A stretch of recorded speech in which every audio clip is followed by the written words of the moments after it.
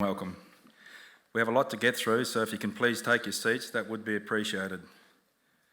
My name is Harold Tracy, I'm the Shire of Broome President, and I'll be chairing tonight's Community Forum.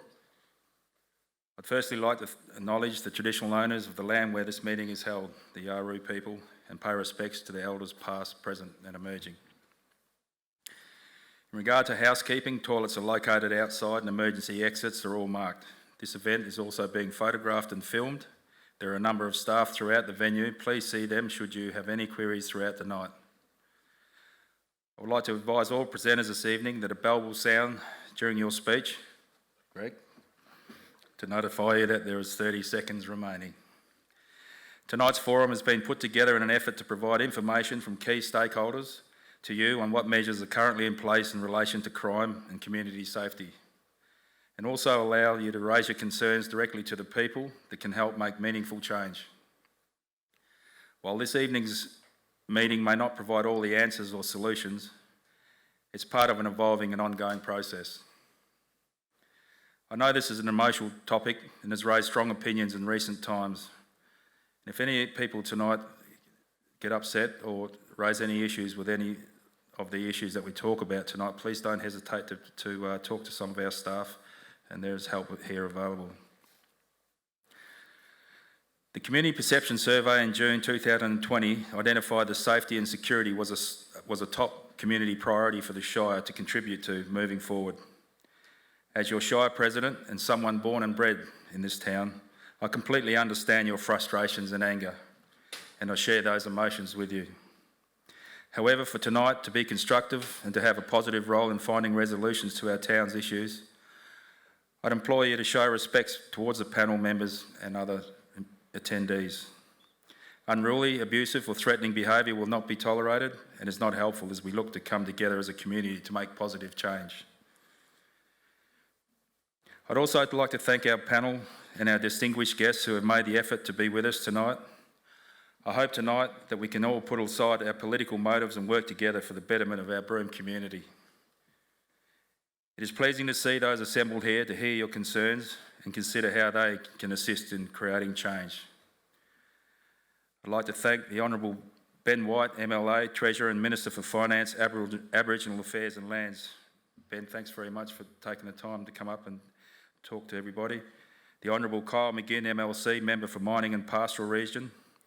The Honourable Ken Bastian, MLC, Member for Mining and Pastoral Region. The Honourable Robin Scott, MLC, for Mining and Pastoral Regions. Geez, they've got a few politicians working for them. Josie Farah, Josie isn't with us tonight. Oh, you are, sorry, Josie, I didn't see you walk in. Welcome. Zak Kirkup, MLA, Member for Dawesville and Leader of the Opposition. Brand new Leader of the Opposition. WA Police Acting Assistant Commissioner, Daryl Gaunt, welcome Daryl. Shire of Broome Deputy President, Desiree Mail. Shire of Broome Councillors, Philip Matsumoto, Chris Mitchell, Peter Taylor, Elsa Foy and Nick Weavers, welcome. Greens candidate for the Kimberley and Broome girl, Naomi Pigram, welcome Naomi. Liberal candidate for the Kimberley, Jeff Harrower. Labor candidate for the Kimberley, Davinia Deanna. Nationals candidate for the Kimberley, Millie Hills. Liberal candidate for Mining and Pastoral, Neil Thompson. National candidate for Mining and Pastoral, Nicholas Fardell. And lastly, Liberal candidate for Pilbara, Camilo Blanco. I would also like to acknowledge the following presenters and panel members tonight. WA Police Superintendent Greg Crofts, Department of Communities Regional Executive Director Fiona Fisher, Department of Justice Director Offender Management Cassandra Gilbert, Department of Education Regional Executive Director Greg Robson, Department of Health Regional Director Beck Smith, and CAM's Chief Executive Officer Vicky O'Donnell. I would also like to acknowledge the following apologies. The Honourable Melissa Price, MP, Member for Durack, the Honourable Sue Ellery, MLC, Minister for Education and Training, the Honourable Dave Kelly, MLA, Minister for Water, Forestry, Innovation, ICT, Science and Youth, the Honourable Roger Cook, MLA, Deputy Premier, Minister for Health and Mental Health, the Honourable Francis Logan, MLA, Minister for Corrective and Emergency Services, the Honourable Simone McGurk, Minister for Child Protection, women's interests, prevention of family and domestic violence and community services. To move into proceedings, I would now like to welcome to the podium the Honourable Ben White, Treasurer and Minister for Finance, Aboriginal Affairs and Lands, to address the forum. Thanks, Ben.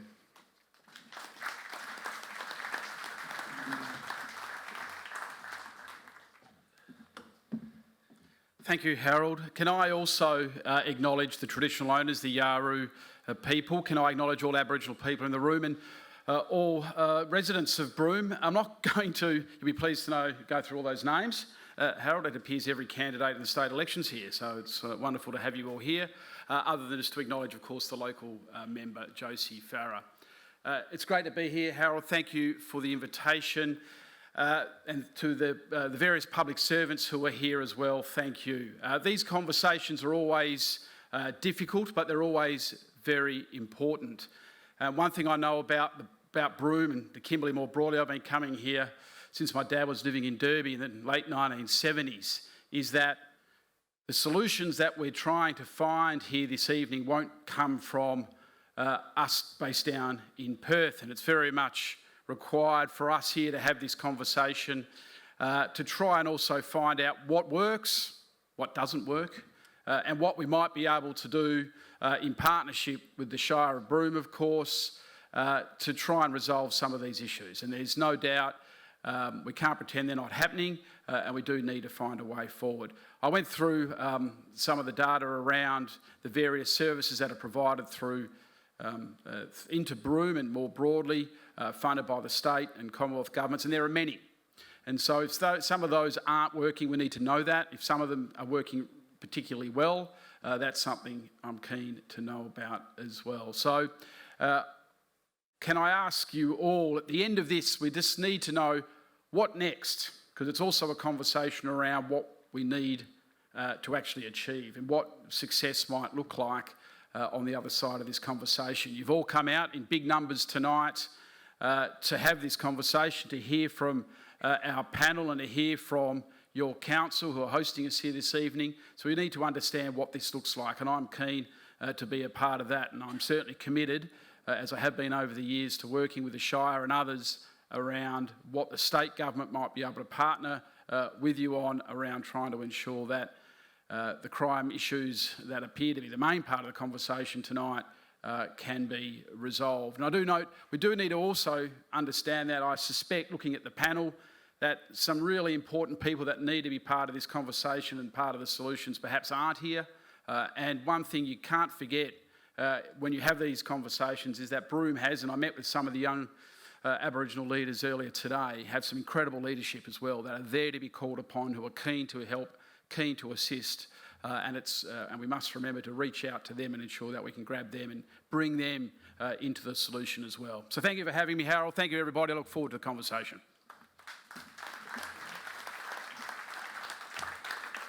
Thanks, Ben. I would now like to welcome to the podium Zak Kirkup MLA, Member for Dawesville and Leader of the Opposition, to address the forum. Thanks, Zak. Welcome to Broome. Thanks, Harold. Good evening, everyone. Fantastic to be with you, here in Broome, and I appreciate the warm welcome from your Shire President, and acknowledge so many of you here in the room in huge numbers. What's very clear to me is that Broome and the Kimberley more broadly has a problem.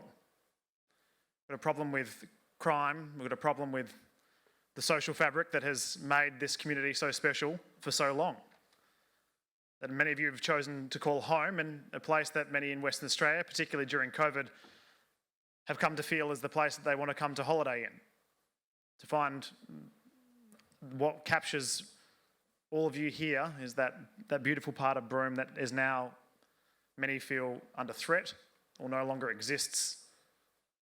We need to be doing something about that. From the Liberal Party's perspective here, similar to the Treasurer, we're here to listen and understand what it is that you need from us. Because I think the way forward exists with the people in this room and people outside the room in the community more broadly speaking. And at one end of the spectrum, we know that we need to see more police. The Liberal Party has made a commitment today to make sure that we'll see the full strength of police here in Broome and the Kimberley region to make sure we put your 18 officers short at the moment. And we'll make sure, if in government, we'll give the full strength required to get more police on the streets. You deserve that. The community deserves that. But more than that, if you look at the panellists here today, we know that this is a much bigger problem. One that I think starts from the very early ages of the young people, before they even go to school. It exists in the households and the lack of safe housing. It exists in the families who need to make sure that they feel empowered to bring their children up in a safe environment, full of the knowledge that there will be the support from government required at the very early stages. But if there are people who break the law on the other side of that spectrum, then we need to make sure there are police and the right laws in place to prosecute, and that there should be a penalty as well. This is not something that is strictly solved with simply more police, but they are a part of it. I'm incredibly proud of our police officers and the work that they do in very difficult circumstances, and there should be more of them. But clearly, with the people who are assembled here today, we need to make sure that we also ensure there are better services available here in Broome and right across the Kimberley. You live in one of the greatest places in our state. You live in the place that people choose to come to, choose to spend their life, choose to raise their families. And you should not be living in fear, and we should not be facing these problems where the violence used to go, as the reports I've seen from Harold, where someone just used to steal your wallet and you go report it missing. So now where those people are breaking into your homes, assaulting people there and stealing your car and then burning it out in some sort of fueled competition to see who can one-up each other while they tear the town apart. I know we are stronger than that as West Australians. I know you're stronger than that as people who live in this fantastic community. From the Liberal Party's perspective, what we're here to do is to learn and to listen, understand how we might put policies in place going forward to help respond to the concerns. We think it's very important that we resource our police as much as we can, but I recognise the fact that this is a very complex issue and we'll do more. Thank you very much for having us.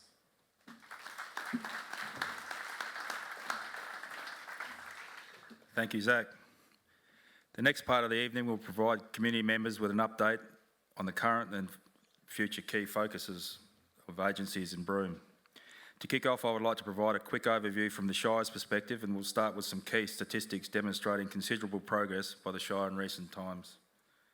Over the last 4 years, the Shire has delivered over $5 million in infrastructure upgrades, including 300 new upgraded light poles, CCT cameras, expanded CCT network, and over 1,000 metres of fencing, including recent installation protection for tourists and staff at the Broome Visitor Centre. There is more work to come in this space, and the Shire is also progressing with further amenity upgrades, Chinatown, and working towards Cable Beach in the future. And advocacy continues for the delivery of the urban renewal program in partnership with the state. This would be an absolute game changer for our community, and one that since I've been in the leadership role in this Shire, have not relented on, and I'll keep banging on the doors wherever anyone will let me in, and it's very important that this urban renewal program gets up and running and puts us back into the 21st century like every other town in WA. The Shire has been at the forefront of advocating for increasing measures to address alcohol-related harm in the community in the region, and I've been encouraged by recent meetings with WA Racing and Gaming Minister Paul Papalier, who has the power to help us implement these measures, and also the ongoing participation of local licensees in these discussions. On the ground, our rangers continue to implement joint patrols with Broome Police to target antisocial behaviour and excessive alcohol consumption in public areas. Our annual contribution to Kalari Patrol assists with that service and is continuing in its work. On a youth front, the Shire is proud to be working alongside the range of youth agencies to collaboratively deliver programs, school holiday activities and events aimed to develop and engage with our younger generation. All this work is guided by Shire's strategic community plan, community safety plans, and they provide the direction and focus for the Shire's deliverables. Our engagement has led to the identification of a number of community safety priorities, which are shown on the screen behind me. The Shire is currently seeking community comment on a draft Community Safety 2021 to 2025 plan, which has been developed to ensure that Shire plays its part in contributing to a shared safety solution. In acknowledging that not one group or agency is solely responsible for community safety in Broome, and that's the language that I like to use all the time, because these issues that we have in our town, they're not just the police's responsibility or Department of Housing or the Shire's responsibility. They're all of our responsibility. This town, this is our family together. And it's great to see you all here tonight, and hopefully the outcomes that will roll on for this will be fantastic. I would now like to introduce some of our other key players for an update on the part that they play.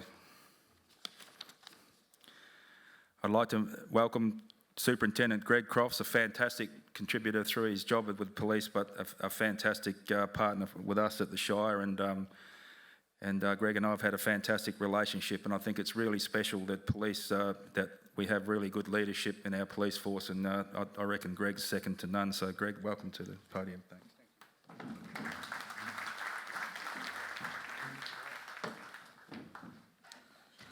Good evening all. Thank you, Harold. We're not related. Minister White, local member Josie Farah, thank you for coming. I am going to break protocol for the rest because I don't want to go through all who else are the distinguished guests that are here. How lucky are we that we're on Yaru land? I'd like to acknowledge that and pay my respects to the people from Yaru and wider community of the Kimberley, the past, present and future leaders, and I'm pretty excited, I must say, particularly about the future leaders coming through. And thank you all for coming out. I think it's really important for us as well to hear the community concerns. I see it on Facebook. I actually know what they are to an extent, but by simply your presence here is a very powerful position for myself to take. Why you're seeing so many blue shirts here tonight, as we call them, because we do want to listen, we do care. The Executive Assistant Commissioner Darryl Gaunt's here just for tonight. The rest of the Kimberley team is Inspector Ryan Ingalls, our crime manager, Inspector Jean Pears, who's our West Kimberley Inspector and oversees Broome. We've got the OIC of the police station here, Les Andrews, and also Sergeant Dave Gromberg. It's important you know they're here, so that you can say hello afterwards. But some of the purpose for their being here is so that afterwards, if you've got individual concerns or queries about ongoing investigations, it's not to be answered here during the forum on a public arena, but we're more than happy to meet with anybody afterwards if you've got particular incidents that you want to discuss at a later date. So the WA Police Force has got three priorities. It's pretty simple. It's enforce the law, prevent crime, and manage and coordinate emergencies. Most of that is pretty self-explanatory, but every single one of those is quite complex. I do want to start, and Harold touched on it, about the policing here in Broome. I certainly do want to acknowledge the police officers themselves that aren't here. There's some in the crowd, again, because they care. Because what they have to put up with is not acceptable. It's shameful at times, and you know, it'd be nice to show you some body-worn vision that we do get that they go to constantly. So the cops here in Broome, I'm proud to say, are very dedicated. They take a hit every time there's an offence, every time there's a burglary, a car stolen, because they live here. We all live here, and it's not just a number to us.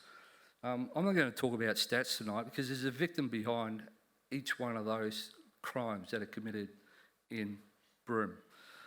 So I'm very grateful for the team, and they do their best with what they've got. We certainly understand that there's a crime spike at the moment, and over a 5-year period, it's been ever increasing. To an extent, I'm glad to say that it is trending downwards, and it has been since January. But it's still far too high. It is, and it's not acceptable. But what's worse is that the crime type is changing. It is becoming more violent. So it's not just stealing your car or a soft burglary or stealing a handbag off somebody in the street. the level of intensity from mainly, the offending cohort here is increasing. It's a real worry for us. Now, that's got to be measured with all the good things that are happening as well. So on one hand, we have got a situation that's escalating. We understand that we need more police here. So the government has announced in the past 950 police officers to the West Australian Police Force. 150 of those were in a package last year, and they've been allocated. So the government has handed over, so the other 800 staff that are coming to the WA Police Force is at the discretion of the Commissioner of Police. So that's to the whole state. So make no mistake, and again, our executive is here tonight to gauge this so that we can add weight to persuade the Commissioner to help identify where the priorities are. And Broome is certainly one of those. I've got no announcements to make tonight in regards to what that might mean for Broome, but this is, it's got to be demonstrable, it's got to be measured about the demand. I've got no doubt we'll get extra police officers, but they have to be recruited and trained. So they're not going to show up tomorrow, but I've got no doubt that over the period of time they will come. Of recent times, we've had 20 police officers extra about 4 to 5 years ago. We've just received another 3 new officers to tackle youth crime offending. So those numbers shouldn't be underestimated. The effect that they are having has been instantaneous for some of them because we know that certain things work. We've run operations in the past. They're short-term fixes, aren't they? So we'll get extra coppers here for a month or so and it settles down again. And once those extra resources leave, the community turns back to normal. So we know that we need long-term solutions from a policing perspective in regards to resources, but that can't be a measure on its own because the extra police do not actually solve the cause, which I'll get to. I know that the PCYC is investing a lot of money in improving the premises here. They certainly have fallen to a standard where it's not acceptable. We're happy to say that the PCYC is supporting Annie. She's a great worker there. They've just advertised another full-time position and they're looking at investing in the layout and the rebranding without changing the name of those actual premises and to run more courses and the like. So there's some of the things that, again, WA Police investing in. We know we need extra staff and we're helping out the PCYC as best we can. The cause of crime rate rises. So from an evidence-based perspective, we know, and you can tick these off in your brain as soon as I read it, 7 causes of crime: poverty, parental neglect, low self-esteem, alcohol and drug abuse, the circumstances which somebody's born into, weather, being the heat, and the growth of a community. So as the community gets bigger, it becomes a lot more impersonal. Now, the solutions are trying to tackle some of those things by all means, but the real evidence shows that the true cure for crime is a rearrangement of the thinking of the individual. So there has to be a consequence for that individual, and there has to be work on changing that individual's mindset to go, you know what, this isn't for me, there's something better to do, and I want to be a good contributor to the community. That is the real secret. So every program, and we're going to talk, you'll hear some about tonight, we run things, but you know what? It's to really spend time with these kids to try and change their mindset. That is how we're going to be able to solve some of these problems. And the evidence shows it's actually a cure if you can change that mindset. But that's not easy to do. Look, as far as the district leadership goes, I'm going to probably steal people's thunder here, but I want to give you some comfort in regards to the relationship of the agencies and the non-for-profits that aren't here, how much we work together quite well. Some of the times I get feedback saying, you know, do you know what's going on? Yes, we do. And what you don't see is the relationship that most people at this table here really connect with on a daily basis. We do know there's a problem. I know that every single one of the community leaders here in charge of your agencies and your program managers and your non-for-profits and the ACOs, they really care. I don't want anybody walking away tonight saying it's fractured and nobody knows what's happening. Everybody's working in silos. We share names. We try and do our best every single time. We know that we have to stay agile, and we know that if we don't work together, nothing will happen and there'll be no improvement.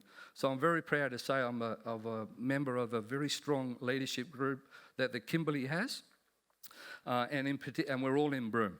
So this has worked. This has proven to be a very successful leadership team. We try to get everything right, and it's a struggle, and we don't get everything right. But in particular, we have now got a group that was brought together by COVID, and whoever thought WA Police would be working with CAMS and KLC, health, education, you would have thought so, and communities and corrections. You know, there are some that we've always stayed together. But the leadership team here, we all talk about every issue that comes up. So we deal with our COVID business and we go, right, what next? How can we help the cops with this individual person who's running right in Broome? So I'll end up there. Harold hasn't rung the bell yet, and he probably should have. We try and remain agile. We try and troubleshoot every single problem with our heart and souls. We live here, all of us, and again, I'll just go back to about the police.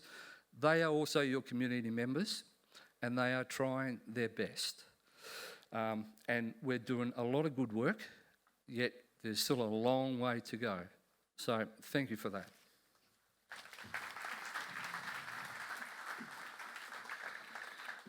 Thanks, Greg. To provide an update from the Department of Justice, I would now like to welcome Director of Offender Management, Cassandra Gilbert. Welcome, Cassandra.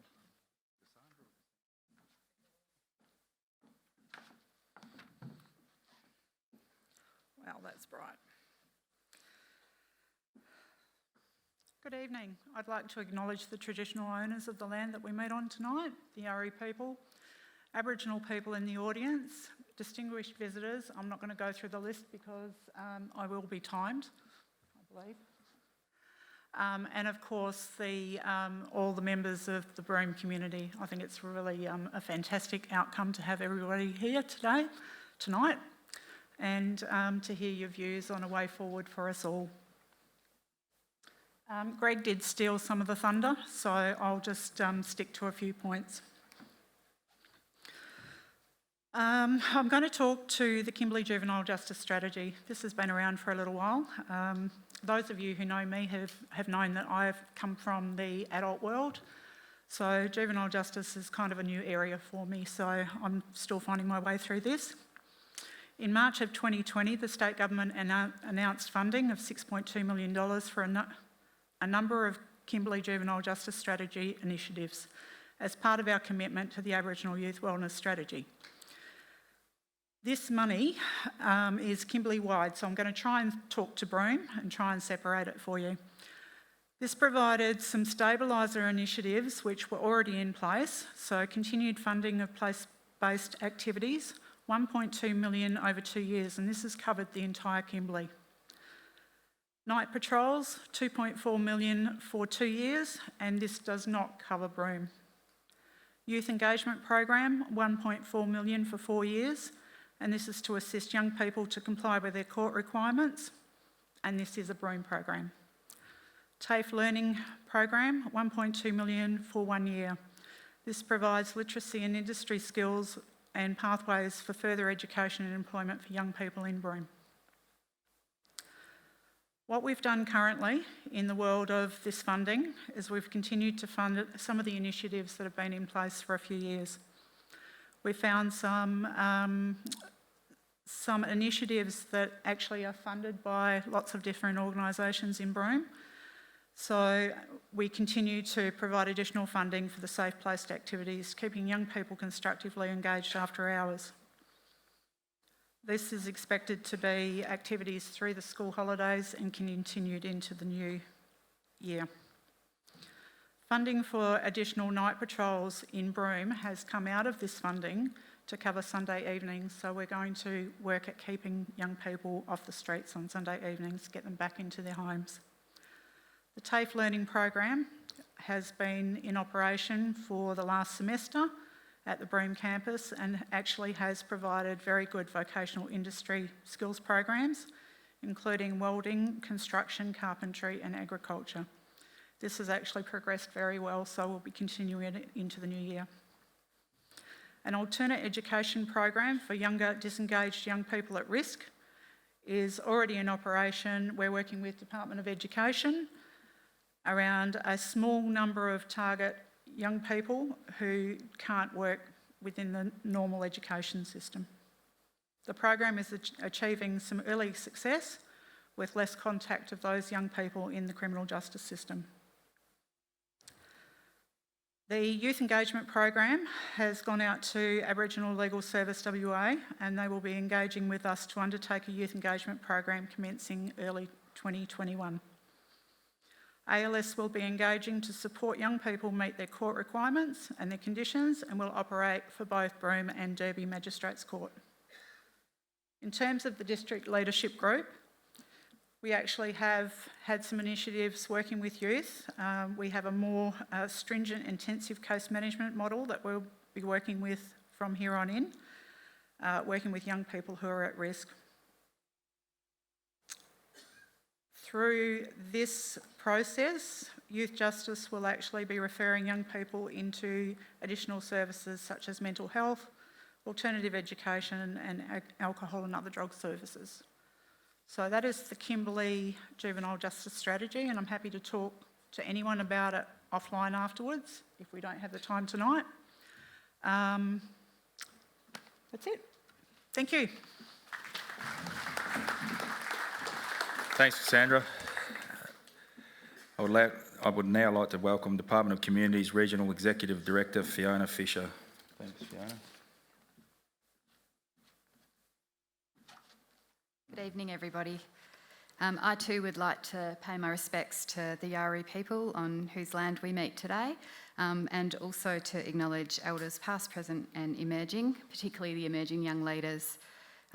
Also to all other Aboriginal people in the room, particularly also to Minister Wyatt and Josie. I'd also like to acknowledge some community staff who are here tonight to listen to your concerns, in particular our District Director Caroline Nichols for Child Protection, and Kelly Delaney, one of my managers who has a focus on youth and vulnerable people. So what does Department of Communities do? Some people still don't quite know us as Department of Communities, but know us by our legacy division agencies. So Department of Communities is West Australia's major human services department, delivering disability services, child protection and family support, housing and community and regional initiatives. And we work collaboratively with partners across government and community services sector to deliver vital services to support individual, family and community wellbeing. Just give you a sense of where we are. At a regional level, we've continued to work hard with the aim of creating collaborative department focused on delivering services in a more efficient way, which was the attempt of government in the machinery of government change of bringing us together. And right across the state, we've mobilised our staff, particularly in this year, to focus on supporting people impacted by COVID. One of the things that the department is responsible for is driving the district leadership group that my colleagues have referred to. Regional leadership groups have existed in various forms for many years, but in 2018, the Public Sector Leadership Council gave Department of Communities the mandate to facilitate the development of district leadership groups. In the Kimberley, we were lucky that we were a bit ahead of that, in that we had been meeting for some time as a district leadership group. And this year in particular, as Greg mentioned, COVID has really brought us together and probably enhanced our partnerships in a way that other regions haven't achieved. And we are considered at a state level to be very advanced in the way in which we partner. So whilst at times community doesn't necessarily know and understand some of the stuff that we're doing in the background, nor do we expect you to, we did want you to know that as a group across this table, we work really closely, and at one point we were meeting every day except Sunday to be looking at how we can support each other in these complex times. Youth issues have been a priority, and within our district leadership group we have 3 areas of focus. So the early years, because I think as Minister Wyatt or someone said, if we get things right for our littlies, we know that we can set them on a really good trajectory to a great life.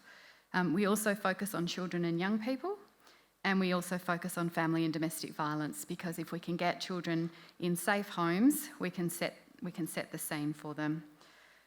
So driving enhanced coordination and collaboration is something that we are committed to doing as a leadership group, and we know that that's a challenge, but we're up for it. The other thing that we have focused on this year has been, in particular for Broome, around vulnerable people and the establishment of the Broome Vulnerable People's Working Group. That was established during the height of COVID to develop a collaborative approach to respond to people who were in Broome and who chose not to return to their remote communities if that was the case. The group has met fortnightly with an agenda focused on individual vulnerable people and has a significant number of the Broome support services included in its membership. And we're currently assessing the option to link with the WA Alliance to End Homelessness and use a by names list, which would enable us to more actively case manage people who are in Broome needing support. And also for your reference, in November 2020, in response to community concerns, the district leadership group agreed to consider further strategies to focus particularly on youth, and we've come together to develop a Broome Young People's Response Plan. As an initial action, government and non-government agencies, including communities, justice, police, education, health, the Shire and others, are working on a case management model for young people.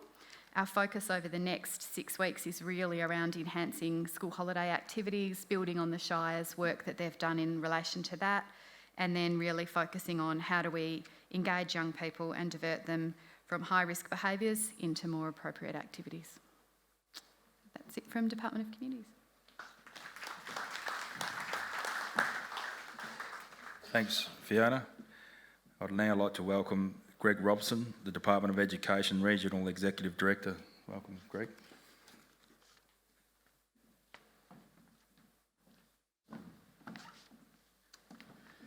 Thanks, Harold. And as with the other panellists, I'd like to start by paying our respects to the traditional owners of the land on which we meet here, the Yawuru people. It's a very great privilege to be working on Yawuru country. Can I also acknowledge our distinguished guests? I guess from our educational perspective, we want our schools to be part of their communities. And where communities have concerns, we need to listen, and where we can, respond and share those concerns. And so it's been very clear to us in the education sector that there has been a significant spike of concern in the Broome community. As teachers and educators, our first instinctive response when a group of young people misbehaves is for us to ask ourselves,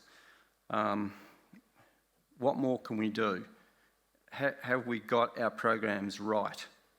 Because in addition to wanting to serve the prime objectives of schooling to enable young people to read and write and add up and take away, one of our major objectives, of course, is to teach our young people respect for themselves, respect for others, respect for property. And when young people don't live up to those or don't achieve those objectives, of course we question what else we might do. However, the realist in us also acknowledge that some of the key factors that influence that behaviour are outside our control. Nevertheless, we still continue to need to focus outwards to ensure we're engaging with families, engaging with young people, engaging with communities. So when it was clear that there was a spike in violent behaviour in our young people, and it seemed to be focused in particular on Broome Senior High School, we had a response to that. And we tried to balance off what might be termed a punitive approach with an engagement approach. So, of course, the government's 10-point plan to manage or reduce violence in school was a driver of what our response was. So, for example, one element of that plan is to suspend students who assault another student. That's an automatic suspension. We also enacted the second part of that plan, which was to exclude, to exclude students who were chronic offenders. But in addition to that, we were provided with additional resources to enable the school to develop a more positive educational response. So we were provided with an extra deputy principal to enable the leadership to support its planning and to support its work. 2 additional Aboriginal and Islander education officers and an additional school psychologist. The other parts of our response, one of the things that it strikes me that we do as teachers, we tend to sort of focus very much on teaching kids, focusing on tomorrow's lessons, and sometimes we forget to focus outwards. So yes, we've been working hard in the last period to try to improve our linkages to other agencies such as the police, the Department of Communities, Juvenile Justice, Health, etc. In improving those links, obviously one of the key elements has been the focus of the work with the Broome Police, with an officer dedicated to the role of working closely with Broome Senior High School students and the staff there. We've also set up, again in collaboration with our other agencies, an alternative learning setting based at the Broome Camp School that targets a group of girls who were part of the offending group. It added to the previous work done with Juvenile Justice in working with a group of boys. And the last element of our response has been to provide our school, Broome Senior High School staff with the capacity to work with other agencies to develop a holidays program. I guess those responses might all be regarded as relatively short term, but I think the thing that we will need to consider carefully as we move forward is to again think hard about the development of a broader range of alternative learning programs, particularly for those youngsters who are difficult to engage. We see when we're able to deliver those programs that youngsters do start to sort of rethink what their life objectives are. In summary, our schools are trying hard to serve the needs of all young people, recognising that some groups in our community need more support than others. But the overall evidence that we have in relation to the educational performance of our schools in Broome is very clear.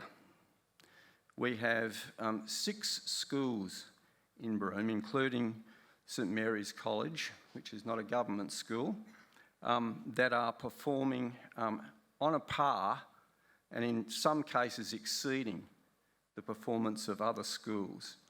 And so, I'd invite you to examine the evidence of how well those schools are really performing. But tonight, I see our role, my role, to be here to listen really carefully to the community views of Broome and to convey the concerns and any potential solutions to our system leaders. And I want to finish by saying if we need to do things differently, and if it's in our capacity to do so, of course we will. Our commitment is to continue to serve all elements of the Broome community to ensure that our young people do have a genuine future here and in wherever they choose to live. Thank you.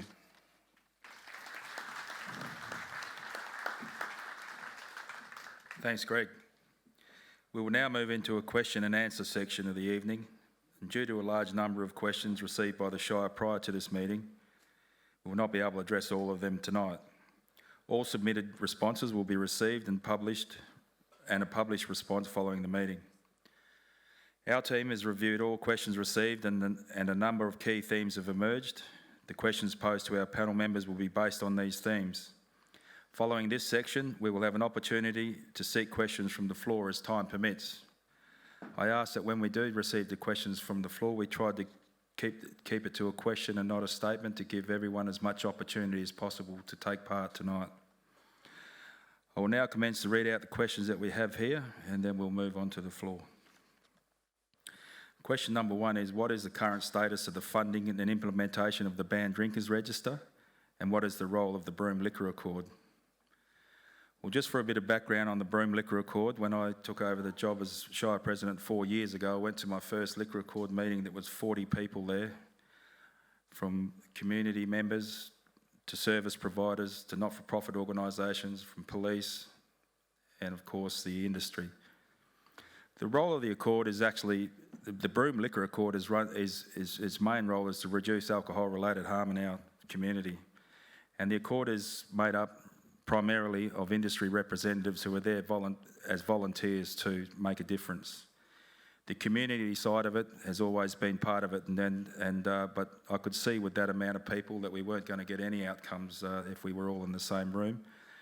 So we've successfully, over the last 3.5 years, been able to have a community accord and an industry accord, and it's working really well. Although some people might say nothing's happened, but I can assure you that through the work of both industry and our community section of our accord, our police, that we've made some really big steps forward, which will bring me into now the current status of the Banned Drinkers Register.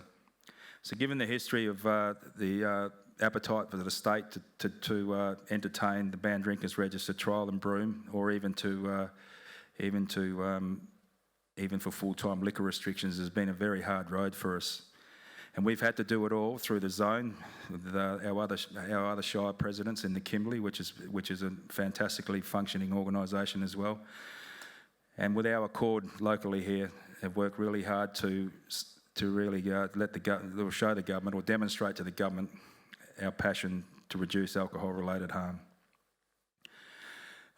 Last year, our accord agreed in principle to take part in a 12-month volunteer liquor restriction trial. It was probably a bit longer than that, actually. It's been a long road, but there's a lot of complexities around it, and I've got to say, it's probably the first accord in Australia where industries come on board 100% to support going forward. During this journey, I've also had a great relationship with Minister Papalia, and he's been up here a few times and experienced the problems that we have with itinerant behaviour and alcohol abuse and assaults and harm over the last 4 years. And I'm pleased to say that now the government is now 100% behind us in supporting us for a 2-year Banned Drinkers Register. And our accord is also just working through on how we implement our volunteer alcohol restrictions too. As part of this will be the takeaway alcohol management system will be implemented right across the Kimberley. And this is, it's no use having Section 31s or Section 64s or alcohol restrictions anywhere if we don't have a takeaway alcohol management system. I know in Port Hedland there's supposed to be alcohol restrictions on. You can drive around in Port Hedland or South Hedland and get 10 cartons a day if you like, and it's the same in Broome here with our Section 31. Each outlet doesn't know if that person's gone and got alcohol before. So it's a really huge step forward for us. And part of the government's commitment is to resource education, is also to engage with wraparound services. So whenever we talk about banned drinkers registers or reducing alcohol consumption, we always have to be mindful of people with an addiction and how that's treated in our communities as well. So if there's one message you can take back, Ben, we really appreciate the engagement over the last 12 or a couple of years, and thank you very much for your support on that one. Question number 2, what is being done to address excessive drinking and antisocial behaviour in the public places? Did you want to take that, Greg, or do you want me to? Okay, might as well while I'm up here. Look, as I mentioned earlier on, in close working partnership with police, and this was an initiative of Greg and his team, was to really sort of, we know you can't just keep belting yourself over the head and trying to work out what to do, and we've got to start somewhere, and we don't want to be sitting around talking about this again in another 5 years. But police came to us and said, what if there's certain things that Shire can do in terms of local laws, and there's certain things that police can do in terms of legislative laws. And the idea was to get a little bit of a task force together and start moving people on with both police and rangers, where rangers could feel safe because police were there. And this was a result of some extreme behaviour 6 odd months ago. And I've got to say that while we still acknowledge that you move people up from somewhere, they're going to go somewhere else, and those are other challenges for our agencies and government and our Shire and the community alone. But we think we're slowly making a difference there. The Shire has also increased the town's CCTV network in recent years with the installation of additional cameras, which are mentioned by the police, monitored by the police, and allow additional surveillance of public spaces. Together with a significant amount of new upgraded lighting in recent years and a majority amenity upgrades, this is an example of Shire's investment in infrastructure to address these issues. Question number 3, what is being done to address sly grogging in the community? Greg, you will have to take that, thanks.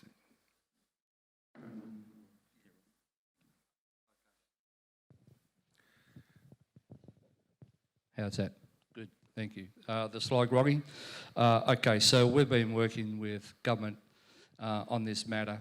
Now there's some draft propositions before the Minister for Racing, Gaming and Liquor to make a determination on what a person in the Kimberley can pretty much carry in their car from A to B. It's about carriage, it's about takeaway alcohol. So that is in progress. We've seen a draft. I haven't got an answer for you on that one because it's before government and the Director of Liquor Licensing to make a determination on what that is. But for the first time ever, it looks like that we're going to have an opportunity to say you can't have that much in your car and we're going to take it. As it stands at the moment, people can have as much as they like and they take it away from the centres of Broome into the communities, and it just absolutely causes harm. So it's an opportunity for the WA Police to have more power into discussing with the occupants of the car, how much grog have you got, where's it going and what it's for. So that's all I've got on that one because it's not in our domain, but we've had an input into what those carriage limits should be or could be, but it's up to the government to decide what they actually will be. Thanks, Greg. And I know how much of a hard job that's been just to get legislation changed to be able to do something as simple as check someone's car and prove where you don't have to prove that they're not going to drink it all themselves. I'll move on to number 4. What support and services are currently in place to address itinerancy and homelessness in Broome? And this is probably a good one for you, Fiona.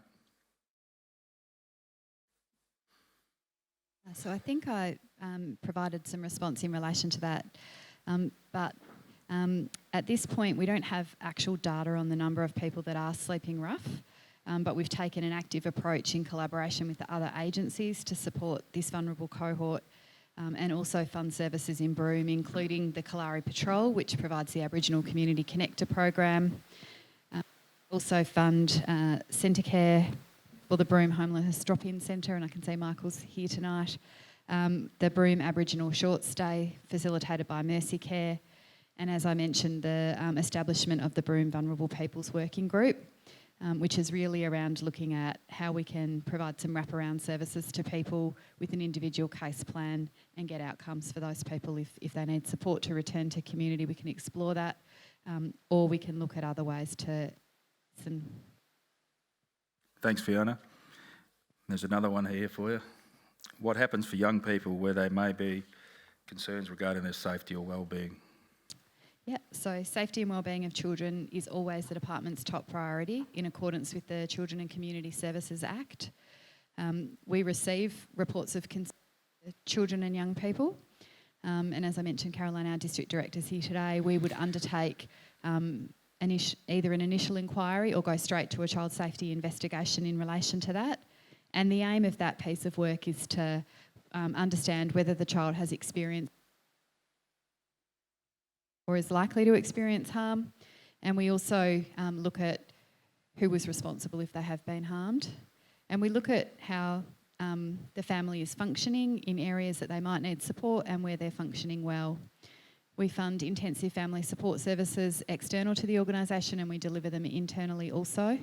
And we look at who's most at risk of entering the care of the CEO, but if required, children will come into care if they are unsafe at home. So that's really the role of the department, to undertake those assessments in partnership with other agencies. Thank you. Question 6, how are young people being dealt with after being convicted of a crime? Cassandra. Okay. So prior to sentencing, and if the charges are serious enough that diversionary options have been unsuccessful, Youth Justice is required to prepare a court report. The court report process takes a little while, in which we do an assessment for the criminogenic needs of the young person. This includes factors such as the offending history, family situation, educational background and substance misuse. Again, this information is gleaned from all services that we actually have access to. Based on this information, an individualised case plan is developed aimed at addressing the identified risk factors. Many of these interventions require Youth Justice to work in collaboration with other agencies as well as family, and these would include CPFS, Education Department, Mental Health and Drug and Alcohol Services.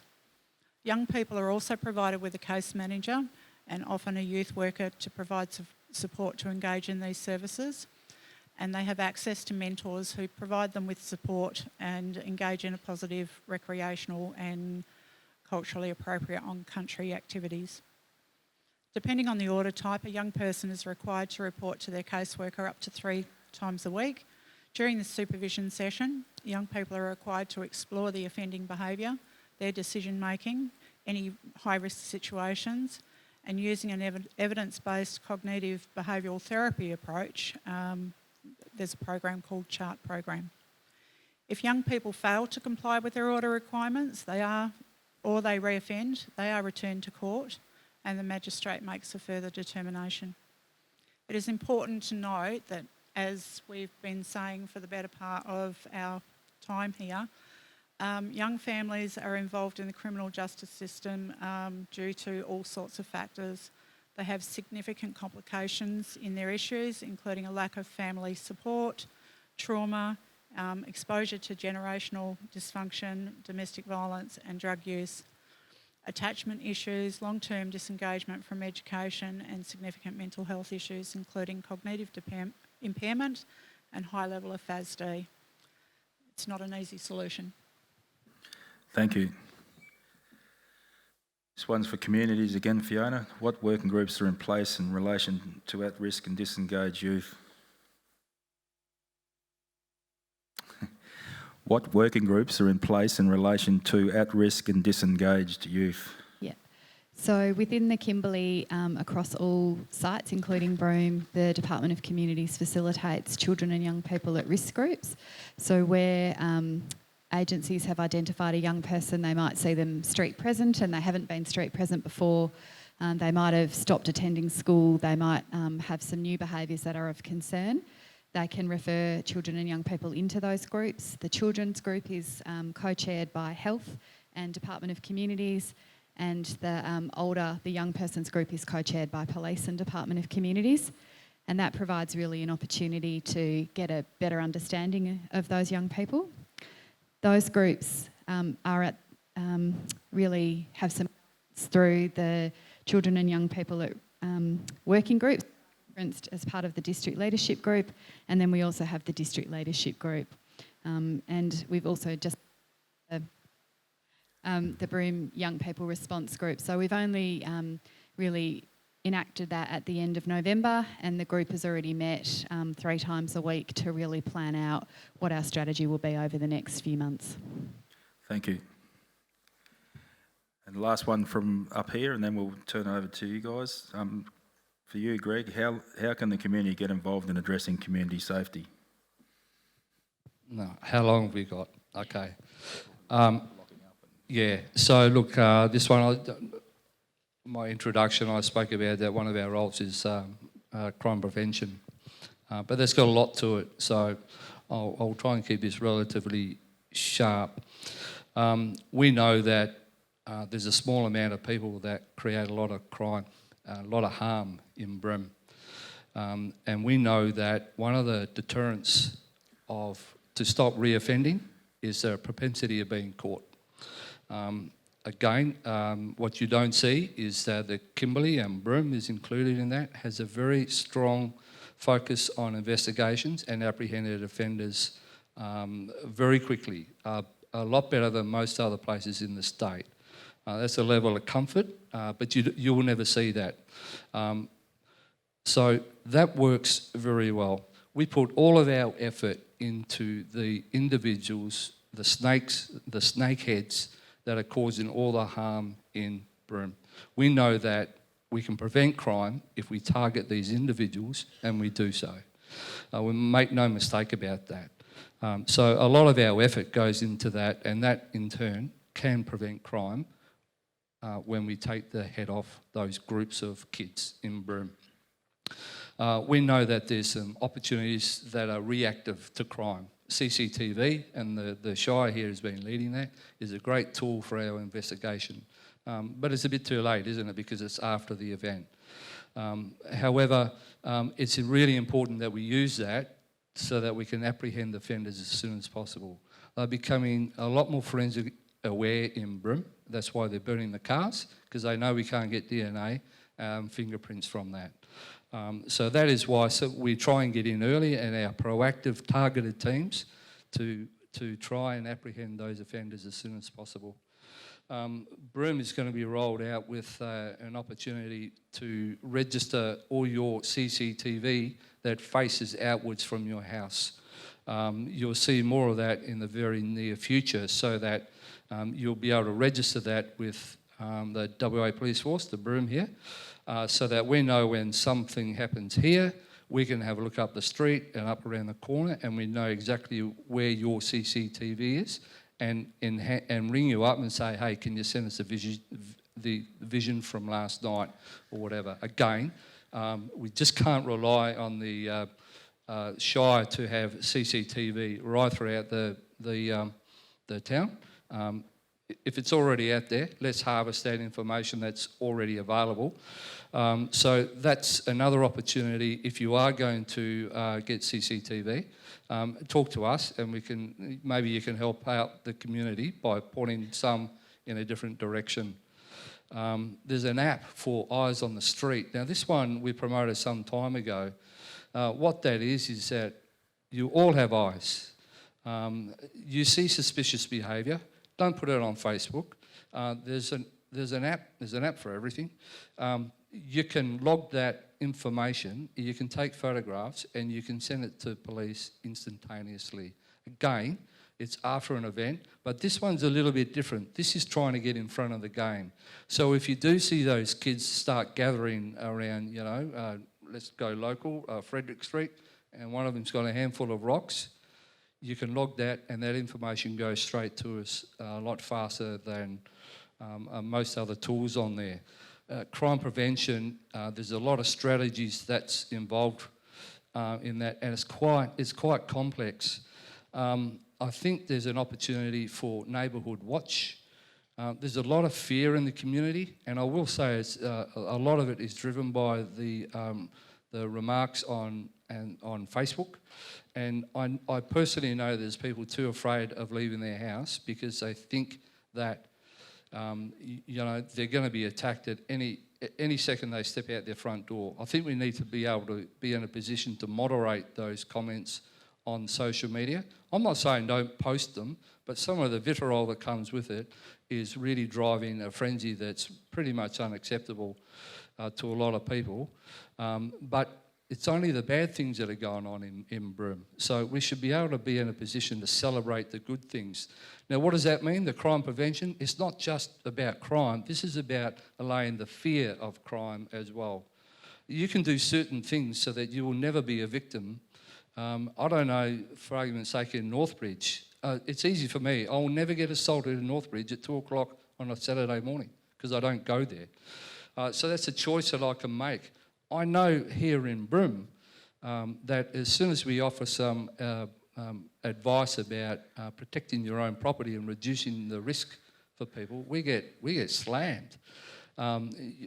So the things that the community can do is accept that things have changed. And if I go to COVID, see, I talk too much. If I go to COVID, we had a lot of success in there, and the whole community, the state and Australia acknowledged, I can't do what I could do in February, in actual fact before March the 22nd this year. I had to change my whole lifestyle, and it worked. And WA is very safe. We've got no COVID in the communities. The Kimberley had the highest number of positive tests in the state outside of the metro area. Yet we all did the right thing because it was for the greater good. Yet where I'm going to is that I'd like people to have a think about securing their own property. And why I say that, this isn't about getting the best screens on your windows and the like, but we could halve the crime rate again in Broome if people didn't leave the keys in the ignition of a car. Or the front door open. Victim blaming comes to mind all the time, and that's unfair because you can't do what you used to be able to do in Broome. You don't buy a car without a set of keys. So one of the things that the community could do is really support each other and have this conversation a lot. It is not about I should be able to do certain things because times have changed. So there's an opportunity for the community to really focus and hide your keys. I know, and one of the things that I base that on, and the team, and we personally know a lot of these kids. Our police don't just deal with these kids on duty. They are invested with these kids off duty. They try and get into the minds of these kids to turn them into to turn them away from that cycle of crime. They tell us that it's so easy in Broome. It is so easy. They just keep lifting a car door and they find a car with the keys in it and they go. They want your car and they want your house to be unlocked, and there's too many people that do that. And that's unfair to everybody else because you may as well give them a shotgun, the way these kids drive around the town. So it's a little bit of frustration. No, it's not. It's a lot of frustration from police to say there are some things Broome can do as well, and it's not necessarily a negative. It's just a reminder that there are some very easy wins that Broome could get. But I'll extend that across the Kimberley. That's not unique to Broome alone. So crime prevention strategies is not just on us. It is us to be able to communicate to the community, to give you some advice on how you can reduce the risk, because if you take away the opportunity from a lot of these kids, they don't do much more. That's not to say that it is very traumatic when you do lose your staff. They will still break into your home. I'm not trying to play one against the other in the sense that each one of these is a victim, but you can make more difficult for those kids to get what they want. We know that works. We know if you lock your house and lock your car and hide your keys, that it works. I suppose the only other thing is about Neighbourhood Watch and the community. A lot of the kids feel disengaged with the community. So I think there's an opportunity for the community to really starts with knowing your neighbours. Broome's getting bigger. Know your neighbours, look after each other's backs. You do get that, but we've got to connect everybody together again.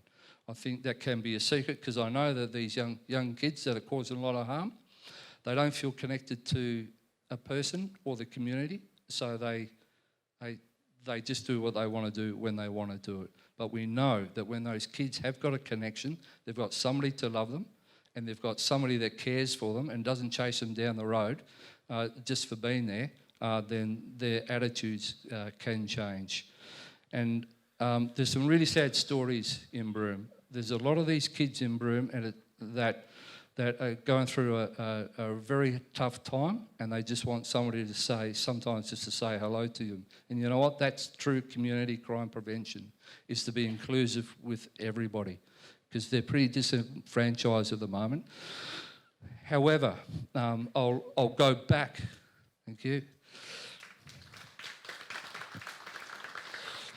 I will go back, because it is important that we apprehend these offenders. It is important that our priorities when we do this, for us to help prevent crime, we always consider what's best for the community, what's best for the victim, and then what's best for the offender.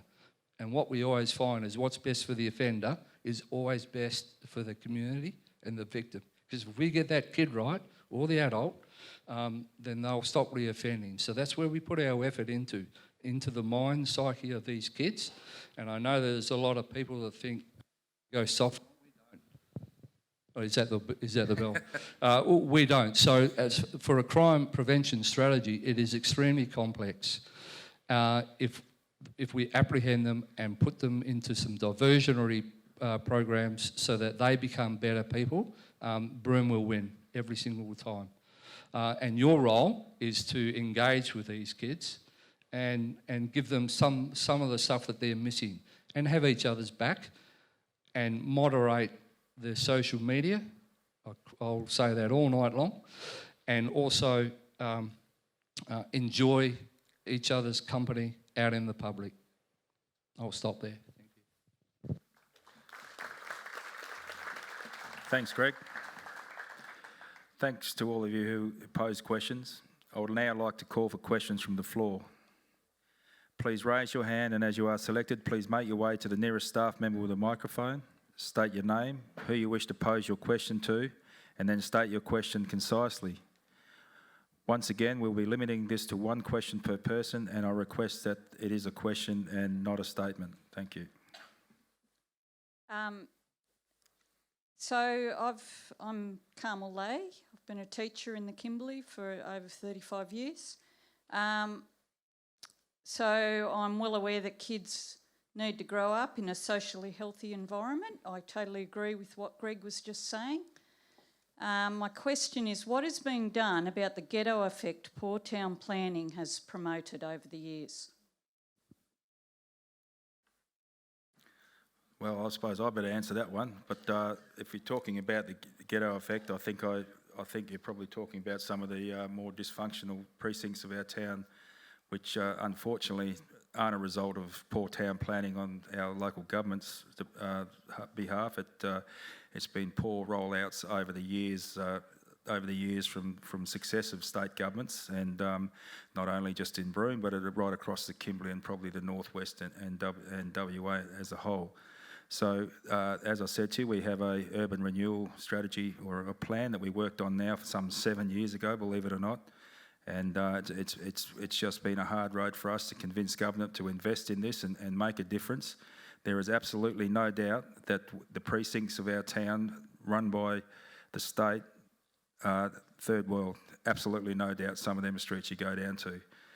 However, we're all working as a team with Fiona and her team, with the state. We're we're engaging with our housing minister, who's hopefully has come on board, but we really need to you know, this is once again, this has been a result of neglect from the successive state governments, I might add too, over the years. And I don't have an answer for you what we're going to do about it. I can say to you that we're working really hard to make a difference there with government, and we're hoping that you know, it is an opportunity for us all in a situation like we are tonight, where everyone acknowledges what the issues are.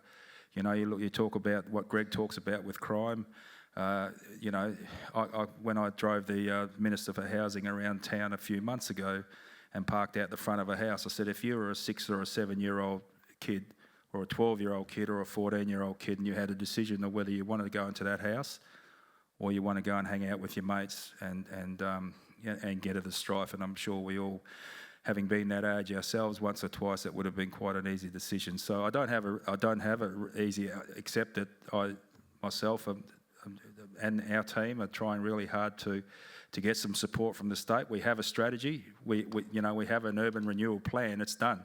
It's paid for. It's sitting there. But now I want to hear things different. I want to hear things differently than just saying we don't have funding to fix up these areas. I think that time has long passed, and I think there's a responsibility from the state and the federal government, if that's what we need, to commit to that, because it's certainly not good enough. So thank you for your question.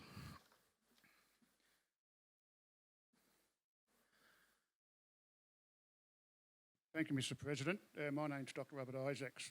I've only just recently moved to Broome 12 months ago and brought my wife back to country Yarru. A question to Ben. I referred to the recent community cabinet meeting, which was held in September recently here in this forum, and I handed a letter to each of the ministers from our organisation called Centrecare, which I'm the deputy chair of. And to date, not one response has been received, but I did receive a response by one minister, and that was Simone McGirt. I'm a little bit concerned that when you're involved in community volunteer programs and been involved in Aboriginal affairs for 40 years, the same old thing seems to pop up when you write to ministers or write to governments right across the country, that you don't get a response for some time. And I'm just wondering if Ben can whisper into his boss and direct these ministers to write to people when they receive a letter at their office, so we get a response whether they support our organisation. The funding itself, the lifespan of these programs don't exist sometimes, and I've known that I've seen it and I believe it myself. So that's for Ben to answer. The other one is, I want to throw this question to every federal... I'll indulge the question, but it's just supposed to be one at a time, mate. Okay. But please, Thanks if you could much. make it quick, that'd be great. If you could make it quick, that'd be great. Well, I just wanted to ask Ben also, and federal government has a policy on Aboriginal affairs. Does the Minister for Local Government here in Western Australia have a policy on Aboriginal affairs in local government? Thank you. Minister? Yeah, Robert, sounds as though you did get an answer to that. Where are you, Robert? To your letter from Simone McGirt, which I'm pleased. If you want, generally you will get the answer from the relevant minister, but I'll go and see whether other ministers want to also respond with probably something similar, I suspect. And yes, the local government minister does have an Aboriginal affairs policy that I set as the Aboriginal affairs minister, and that's the government's policy around Aboriginal affairs. And you can find that, as you know, on websites, or you know where to get that. Thank you, Minister. Do we have another question? Thank you. Hi, my name is Donna Leader. I've been here almost 3 years now. I'm from Melbourne. I was a neighbourhood watch team leader for 10 years in Melbourne, and nothing would prepare you for what I have seen here in Broome. It doesn't matter how much you spend on security, they will smash the windows and get in anyway. If they want it, they will take it. It doesn't matter whether you lock up and you're locking yourself in and you have a fire and you burn, they still want to get in. You can't take 5 steps to your car and grab a carton of water, take it inside and turn around and get another bag without one of them standing there about to take whatever they want. Why do we not have community service here? Why is there not community service hours issued to the youth that are doing these offences? I have kids coming up to me, youth, telling me there is nothing here. There's no more basketball till 9 o'clock at the BRAC. There's no bowling. There's nothing for them here. They want something to do. There's not even a proper bike track or even a go-kart track for them weekly. They are bored shitless.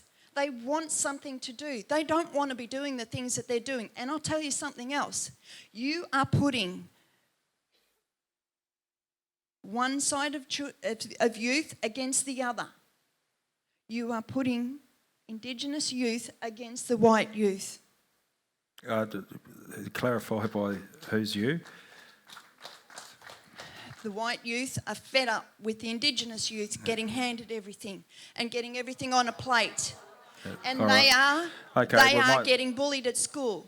Yeah, we understand Just an example, okay? On your Christmas trials, free movie on Friday night, is anyone aware that there were 2 Asian girls with their bags full of goodies and their phone and their purse and everything, and a group of 5 youth went in and waited 10 minutes and stole them bags and ran out of there? Why? All right, thank you. That was free for everyone. Yeah, look, I'm reluctant to sort of get into it. But I am hearing things, and I don't know if Superintendent Greg Crofts is aware. There is a picture, or was a picture, of him with a group of youths on Snapchat, all being part of one of your programs, and then the same 2 youths are riding through the shopping centre. I'm sorry, would you mind? I'm just going to have to close that down there. I've made it pretty clear that, and I do understand this is emotional, but for us to get any outcome this evening, listen, I'm pretty sure I know what's really happening out in Broome. Well, that's your opinion. Okay, could we have another question? Thanks. Yeah. Excuse me. Just like to come up with a solution where everyone's got a problem. And my father taught me many years ago, if you're going to criticise anything, have a solution or shut up. Now that's, as a person who tested the system because academics wasn't my forte, my education was terminated a bit early and I was sent home. I was told I wasn't evil, I was just bad. I was wasting their time and my father's money. Monday night, I was on the Wooloona Express, trying to think out a bullshit story how I was going to tell the old man. Right, so with 61 years of involvement in agricultural, butchering, farming, I'd like to propose that we get our shit together and we start a pastoral, agricultural, a mining college, the old style, not this academic bullshit, hands-on, do the job, and the children will come out of there, or the kids will come out of there as 17-year-olds with a driver's licence and ready to go to work. Not a bloody tradesman, not a professor. So let's get out, there's a lot of people here, for Christ's sake, let's get something positive. It's very easy to be negative. Good on you. Thank you.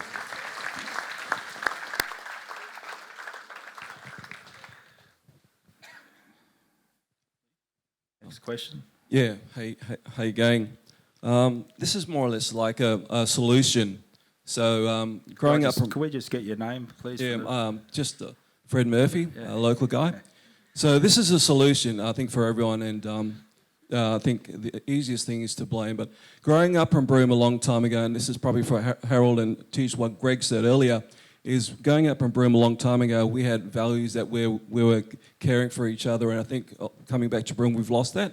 So what I'd like to introduce to the Broome community, and what sort of Greg was saying, is 5 words that represent us as Broome, whether you're black, white, man, woman, whoever. So whether you've lived in Broome for 20 years or whether you lived in Broome for 3 years, that encompass us who we are. For example, it could be kindness, empathy, culture. That could be Aboriginal, could be Greek, Italian, doesn't matter. 5 words that take the part of community safety plan. Because in the day, a community safety plan be 100 pages old, but the people that are living on Mail Oval or whoever, do they really understand what it is? If we had those 5 values words that are in the AMSs on the police station and at Mail Oval in signs and the schools, then we have some consistency and a lot of collaboration, and everyone's speaking the same language, and then we're talking about a team unity moving forward instead of everyone being disenfranchised and going separately.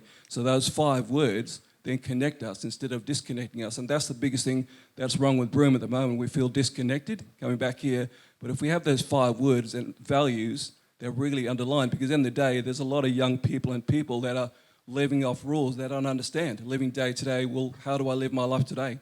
When other people in other houses are living separately. We need something that connects us together to everyone in each house.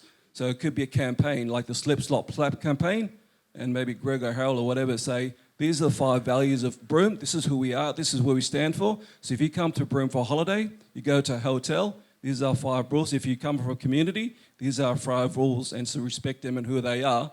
And then over time, we start to then become unity, a team, and working together for the betterments of our community. Thanks, Cisco.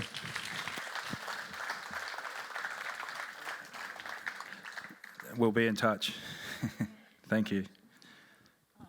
Do you have another question? Hi, my name is Mina Lewis, and I would just like to go back on children, kids.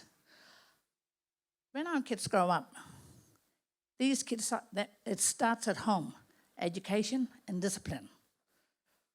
What we are doing today, we've got all our agencies, people who work for community health, you've got Department of Children, Kids, Welfare, whatever. We are creating work for ourselves. This responsibility starts at home from the parents. Now, I'm going back to old school, and that's how I was brought up, by my old people and my parents. And I live with that. Today, I can see what's happening. Our children, they are out on the streets. Now, regardless who the children are, but we have to stop and get the parents to be responsible. They have to go and, you know, it is just a waste of time for all of us. You know, we got this funding for that, we got funding for this and that and this and that, but it's their responsibility. Now, look, I've got a couple of more questions here too, but I'll try and make it into one. But I'll look forward to it. In those years ago, we used to walk the streets. And I tell you what, we used to walk the street not doing any crimes. We used to just like to go and dawdle along the streets, laugh, joke, skipping rope, you know, playing basketball. And that was it. Then back home. Today you get the children, what they're doing. This and God knows what. You know, and it's terrible to see our children like that. I am forever grounding our children, kids, regardless who the kids are. I just tell them, don't do that. You know, pick that up, do this, do that, go home, it's getting late. But going back to the parents, they should be some kind of, come on, people help me, accountability, yes. They should be accountable for. And I wish that the welfare people would look at that, and Department of Communities can look at that too as well. You know, see what, can we do something about the parents? My thing is, you have to be cruel to be kind. My thing is, when anybody does that to me, you know, I just bark back and say, okay, I'm going to be cruel to be kind. So you have to do that. It starts from home, please. Everyone, I'm telling you. Okay, and another one, councillor. A quick one. What a quick. Okay. Now we were talking about antisocial behaviour. Now I'm forever. I think the guys at the office at the Shire, the girls, must be sick and tired of seeing me coming in. What we're going to do, the people of Broome, what we're going to do about all this rubbish that is littered everywhere. You know, before, Broome, our community was beautiful. It was clean. We could walk down the street, you know, enjoy yourself. Today, it's so embarrassing, especially when you get the tourists. Especially yeah, especially when you get the tourists coming into our town, and then you get these people in the oval. You know, you'll get your microphone back soon. Okay. All right. But look, please, the council, the police, even our rangers, can we do something? And another thing, please use the Aboriginal MT, Yarrawong. This is Yarra country. Why can't they go up and do something? You know, they have to do something. I was born in Broome. I'm a Yarrow, but my Leon go back to the Dampier Peninsula. I'm from Beagle Bay. Well, so come on. All right, thanks. Thanks, Annie, man. And I've got to say that I have felt the wrath of Auntie Mina when I was a kid if I played up. So I can attest to if you played up, you got a good kick where it hurt. So could I take the next question, please? Hi, Di Nicol. I've been in Broome about 14 years, seen so many changes. I believe the police force are doing a fantastic job under circumstances. We have law and we have legal systems that seem to be throwing things up. My question is, and I suppose it's to Mr Crofts, with so many motorbikes on the road at the moment, with young riders and presumably they're unlicensed on the road, what's the implication in the situation if they hit and damage your vehicle or hurt or kill someone? Can they be held accountable for their actions? I think, just adding to that too, I think some serious consequences, and I'm not talking about jail, but these kids are just getting away with things without having a consequence for their actions, and I think that was perhaps the starting point. Thank you. Greg? Thank you, Di. Look, as with, if there's a motorbike driving around or a car and it crashes into something, it's investigated and the offenders are charged and the like. Nothing changes there, but for me, hopefully I've got this right. We do have motorbikes racing around at the time and they're teens. There's a red bike riding around at the moment and we can't catch it. Millie. Yeah, I know, but it's gone.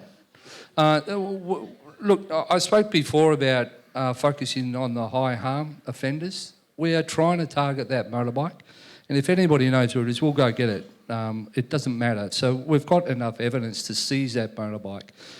We had a lot of success before. There was time flies 6 months ago when there's a whole bunch of motorbikes going around, and we seized a lot, and those owners do not get them back. That's exactly the circumstances in this case. Regardless of the age, sorry, I didn't hear that, but regardless of the age, the person who causes that harm is held accountable at law. Oh, so I'm missing that, sorry. Well, I don't really care who owns it. We want to catch it. Yeah. Thanks. Okay. Thanks, Greg. All Yeah, right. we can't. Look, I'll tell you, we can't catch it. Well, we don't like it racing around Broome, and we're putting a lot of effort into it. So when it's riding around the road, we do get advice on where it was.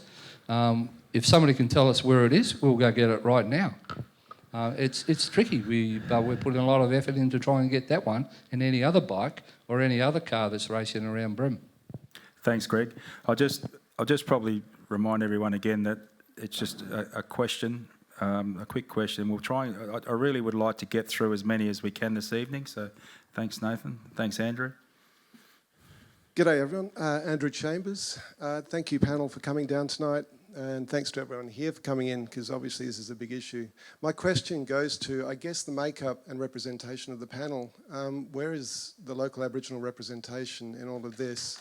I think this is a community problem that needs to be addressed by the community, and in all my discussions with my dear friends who are Aboriginal members of this community, for as long as they've been alive, they've been asking, can you help them up, not deliver services to them? Thank you. I could probably try to answer that, but a huge amount of effort has got into asking our Aboriginal leaders to be part of the panel tonight. Unfortunately, they're not here. So, and I hear this. I hear this quite often. I hear this quite often in Broome whenever we're in a forum. You know, it happens sometimes in the liquor accord community thing where people say, we're Aboriginal people around this table. Well, I can assure you that every opportunity that we get as a local government, we're at forums, workshops like this tonight, that there is a protocol with leadership in the town, and people were invited. And by the way, we do have an Aboriginal lady on the panel tonight, so Vicky O'Donnell. Vicky's from Derby, though, I think. But look, I hear you, and I'm only too happy if people want to participate and take up the offer. But we went through probably nearly a dozen people from our local traditional owner group to take part in this panel this evening, and none of that was taken up. So, all right, next question. Thank you. Hello, I'm Millie Hills. I'm actually from Halls Creek. I actually want to put this question to Robson, Greg Robson, and obviously to Department of Communities and the Justice System, and actually the whole working group. Have you ever considered a traditional language, law and culture component to sit on the panel and have this discussion? Are you talking about the educational panel or this? This panel, the working group panel that's sitting here now. On the district leadership group? Yep, Yeah. And including the school, whether there could be something set up in the school, because our kids have lost their identity. Yep. Obviously, their parents have lost their identity, sitting out on the grass here drinking. And it's not only just in Broome, it's throughout the whole Kimberley. You know, Halls Creek is just as bad as Broome. Yep. We're just a smaller town. But I think that if we actually had language, law and culture put into the schools and in all the discussions that we have regarding our people, I think there could be a change. The kids got to respect themselves before they can respect me and you, and respect their country before they can respect another man's country. So I think we need to do that. Thank you. Greg, you're probably the best to answer that. Thanks. Yeah, thanks, Millie. If I can just back up a little bit. I should have responded when the gentleman's... Sorry. I should have responded to the gentleman who made the suggestion about an agricultural college. I think that's an excellent suggestion. When I look at our school system, the furthest north we have an agricultural college is Morawa. And if I can connect that up a bit to your question, Millie, the central problem that we've got with these young people is to invest their lives with purpose. And we do that well for, let's just say, 80 to 90% of the youngsters. But there's a group of youngsters that we really need to do much more work on. And so if I can come to your question, Millie, about what our next sort of strategy needs to be, we've got Aboriginal languages being taught in most schools in the Kimberley. There are some schools that do excellent on-country learning exercises, but our next step is to develop what I would call a systemic framework for on-country learning, to take it, as it unfortunately is at the moment, a bit on the side of the school curriculum, and particularly in Kimberley schools, in remote communities and in the regional schools, we've got to find a way of putting on-country learning and the culture and the language as the centrepiece of our teaching and learning in our schools, because that's what we need to do to invest, the young people with a real sense of local purpose in their schooling. So it's a serious proposition, and it's a proposition that we've got under close consideration in the Education Department. Thanks, Greg. Yep, thanks, Nave. I'm not allowed to hold the mic, but anyway. I'm Beck Sariago. I'm not going to stand because you either know me or know of me. I've got more than 20 years' experience in education, social work, working with youth at risk around the country. My question is to the entire panel, if you have a leadership directors group, what grounds level programs or connections are you making with the community at present, and what is your strategy moving forward? Because I hear a lot about strategy. Greg, Robson, you spoke about punitive and engagement being the balance there. The question I have for you is, if you are suspending or excluding children from school, that is a red flag immediate for this child needs engagement, needs education. There is something happening at home.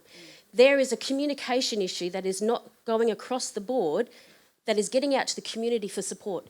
Everybody hears me saying this, it takes a village to raise a child.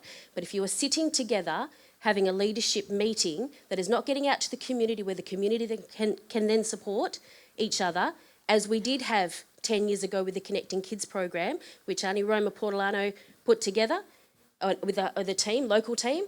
Now, this program ran efficiently for more than 7 years, connecting all the schools, feeding back to all the departments with stronger families before that was closed down.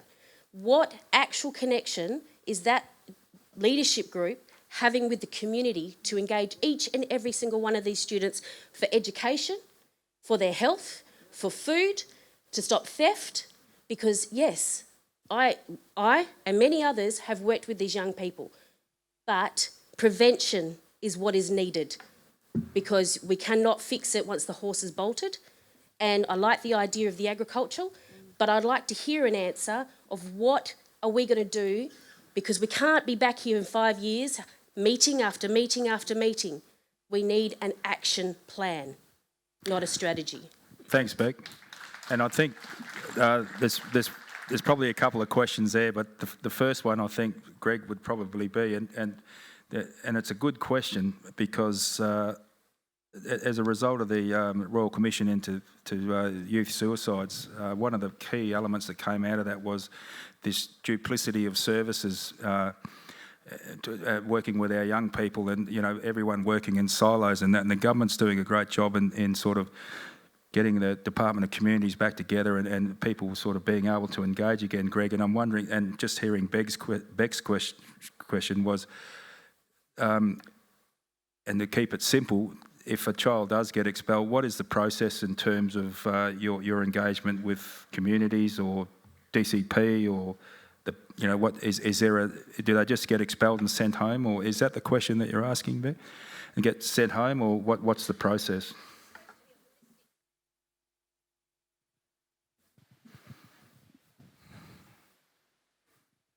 Yep, thank you. Thanks, Greg. You may not be able to answer the whole question, but if you could have a crack.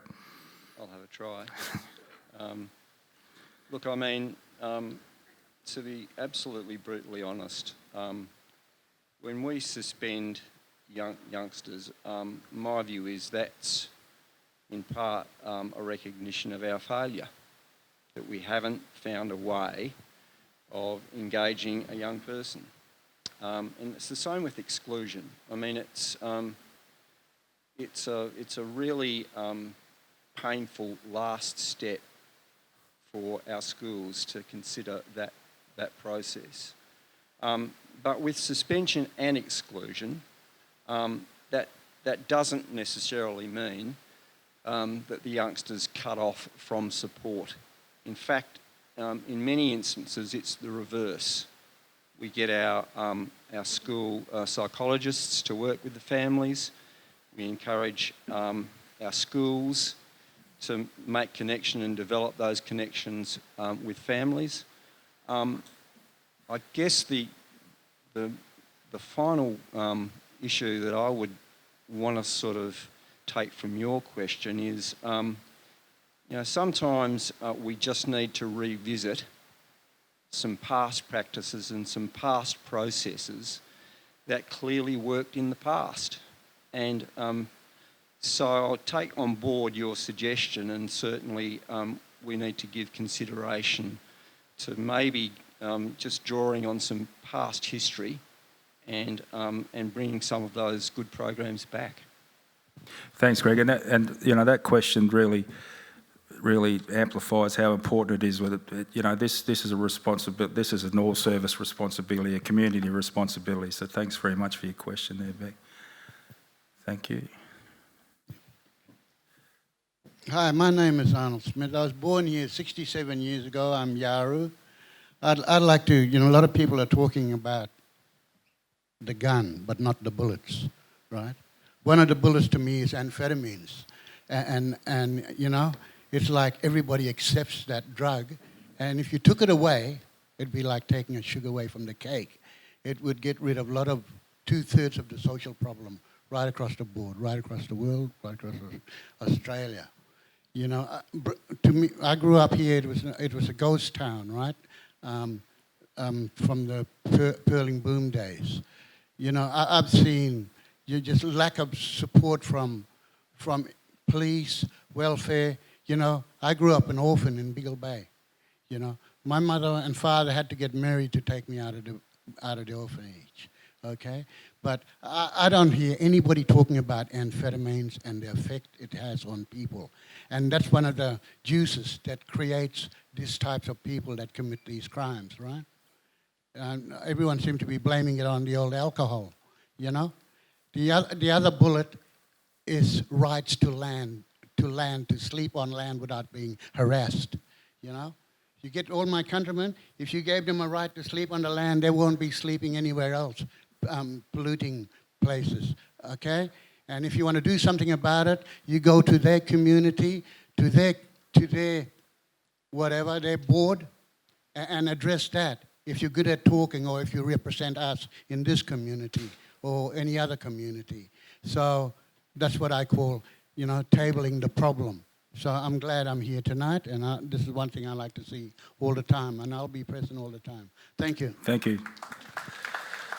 Just some great comments there. Just for the record, we have, as myself and Peter Yu, when he was CEO of Yaru, and we have written to a number of Aboriginal communities in the East Kimberley where their people have come to Broome and asked for meetings and see both the CEOs and the chairs, and unfortunately we haven't had any responses. But Greg and I are going to try and get out there ourselves next year, out to Balgo and Billaloona and these other outstations where these people come from and get stuck in Broome, and try to communicate with those communities about about mutual respect for each other's community. I wouldn't go out there and behave like these people come here and behave in our town. So we are really trying in that space, and the engagement has been one way at the moment. But I'm really hopeful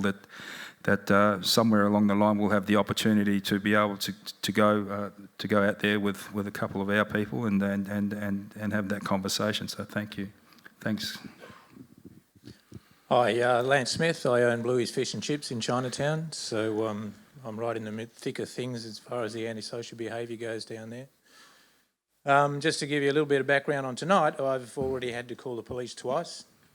Once this afternoon when there was a bunch of drunken people outside the shop before I actually left the shop. I had to take the decision today to either close the shop tonight so I could come along or get someone to manage it for me tonight. I took the second option. I've got a young girl who used to work for me a year ago who's looking after it now with another young girl. They're only in their 20s. They've just had to call the police a second time because of the antisocial behaviour and carry on outside. They've scared a customer off. They've had to lock the shop up. With that in mind, I submitted a question last week asking about the homeless people in Chinatown, based around how many there were sleeping rough, say 2 years ago, because I did hear a figure which escapes me at the moment. I would suggest there was probably about 90. I think that was the figure I recall. I did ask the question, and so this question is probably for Fiona Fisher, because you did say you don't know how many there are at the moment, and maybe for Greg as well. Given that we've had problems with COVID and returning people to community and all that sort of thing, a lot of strategies to get people back out on community, the safety issues that presents as well, and now a lot of them are back in town. With all due respect, why don't we know how many there are in town? How can you deliver services to these people if you don't know what the problem is? That's the question. Thanks, Lance. And I think, I don't know if you want to answer that, Fiona, or... Partly why we don't know how many there are in town is because people do come and go. So the last estimate that the Broome Vulnerable People Working Group said to me was 65 that they were working with, but that's not a sound figure that I feel comfortable to say that's exactly how many people there are in town. I think one of the challenges that we also experience is that at times people choose to stay out when they do have places to go to. When COVID was at its peak, as you know, we endeavoured to get as many people back to community for their own safety as possible. There still remained some people in Broome, and that's when we initiated the Broome Vulnerable People Working Group to really try and partner with those people to say, what is it that you need? Why are you here? What can we do to help you? And what else do you need if you want to go home?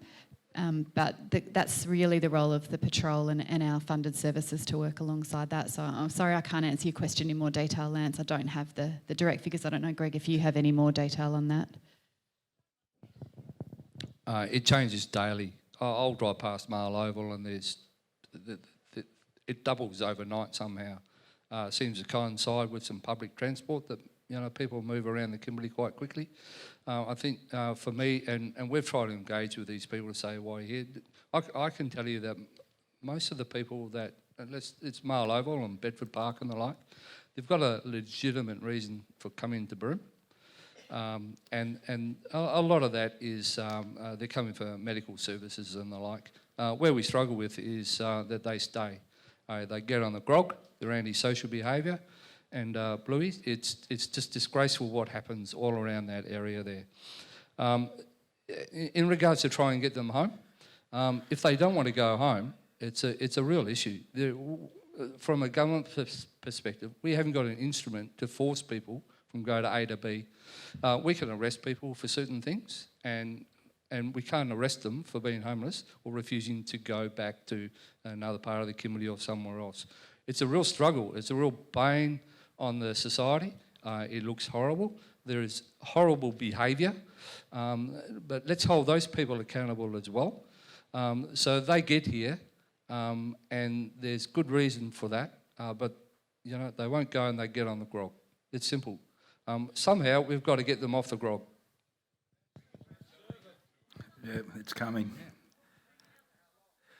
Well, Andrew, perhaps come along to a community accord meeting and come and see what the work that people are coming. Come and join in instead of sitting on the sideline and criticising.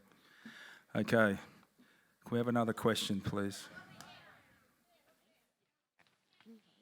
Thank you. My name is Tracy Lee Chambers. Excuse me, guys. We'll all get a chance. Thank you.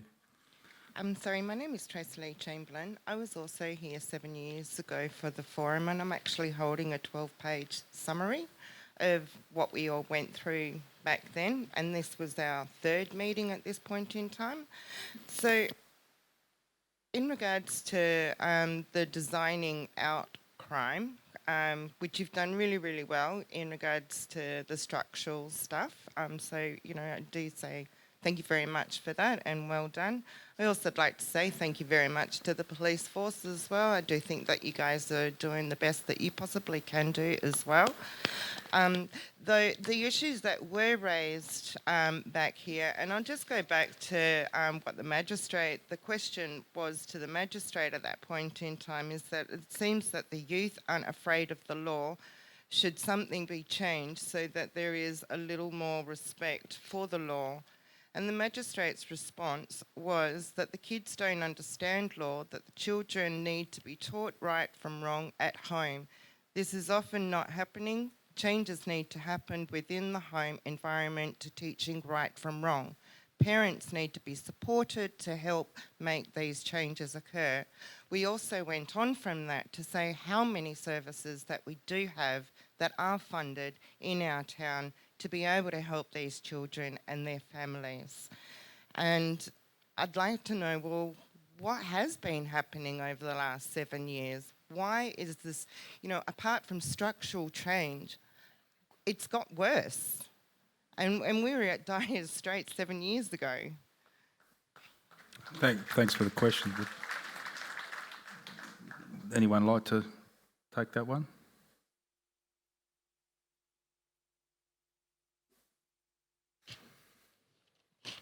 If I go back to my notes, the cause of crime, poverty, parental neglect, low self-esteem, alcohol and drug abuse, the environment they're in, and the growth of the community.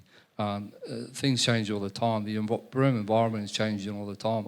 I've got no answer for you. We see dysfunction continues. We see that there's still poverty. We see that those kids have got low self-esteem,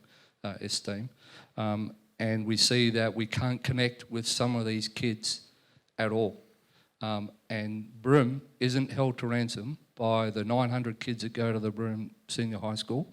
It's held to ransom by a very, very few. And I can honestly, for what it's worth, this team tries to engage and shape those kids that are holding this town to ransom. We haven't got the solution for them all. We've got most of them well engaged and busy. There are a lot of programs in Broome that actually do work, so we can't forget that. There are a lot of kids that have made decisions in their life to go this way, and that's almost the absolute majority of the kids in Broome. But the ones that refuse to come across, we're still trying to find ways to engage with that.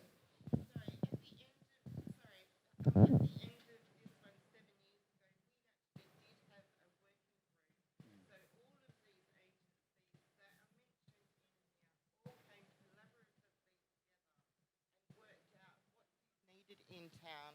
What happened to all of that? Yeah, I don't look. Clearly something, and they drop off. But however, I think if I take on, this is what this evening's about. This evening is about, there's gaps, but this evening is about all of us engaging, because these guys aren't going to do the whole job for us. We are going to do the whole job for us, working with these people. So if we take that on board, and we will be in touch, I can guarantee you. But if you say what's changed since then, it's just Greg reading out those number of issues. Nothing's changed since then. When you talk about alcohol and the things, is that the police's fault? No, it's not. It's a whole of community issue that we've all got to deal with. And this is why tonight's fantastic. Tonight's fantastic because we all care. But we've all got to do it. Sorry? Yeah, well, I thought I'd just explain that we'll pick that up. I hear what you're saying, but I can tell you now, this panel and these people that they represent need you just as much as we need them. Every one of us. Not to sit around and take cheap shots at people and blame one race or another race. Broome has always done stuff since I was a kid all together. It was never... I just want to make that clear. It's up to all of us. So could I get another question, please?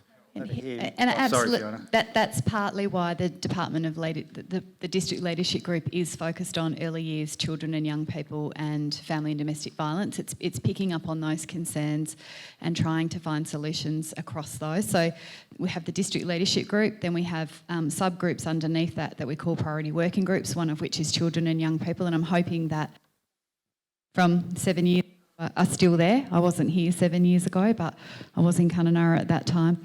And we also have really made those commitments around our work on children and young people at risk.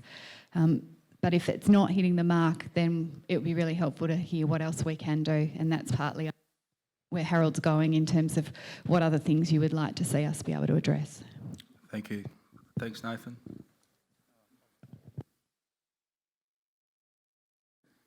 My name's Larry Kennaway, and I'm happy to be here tonight.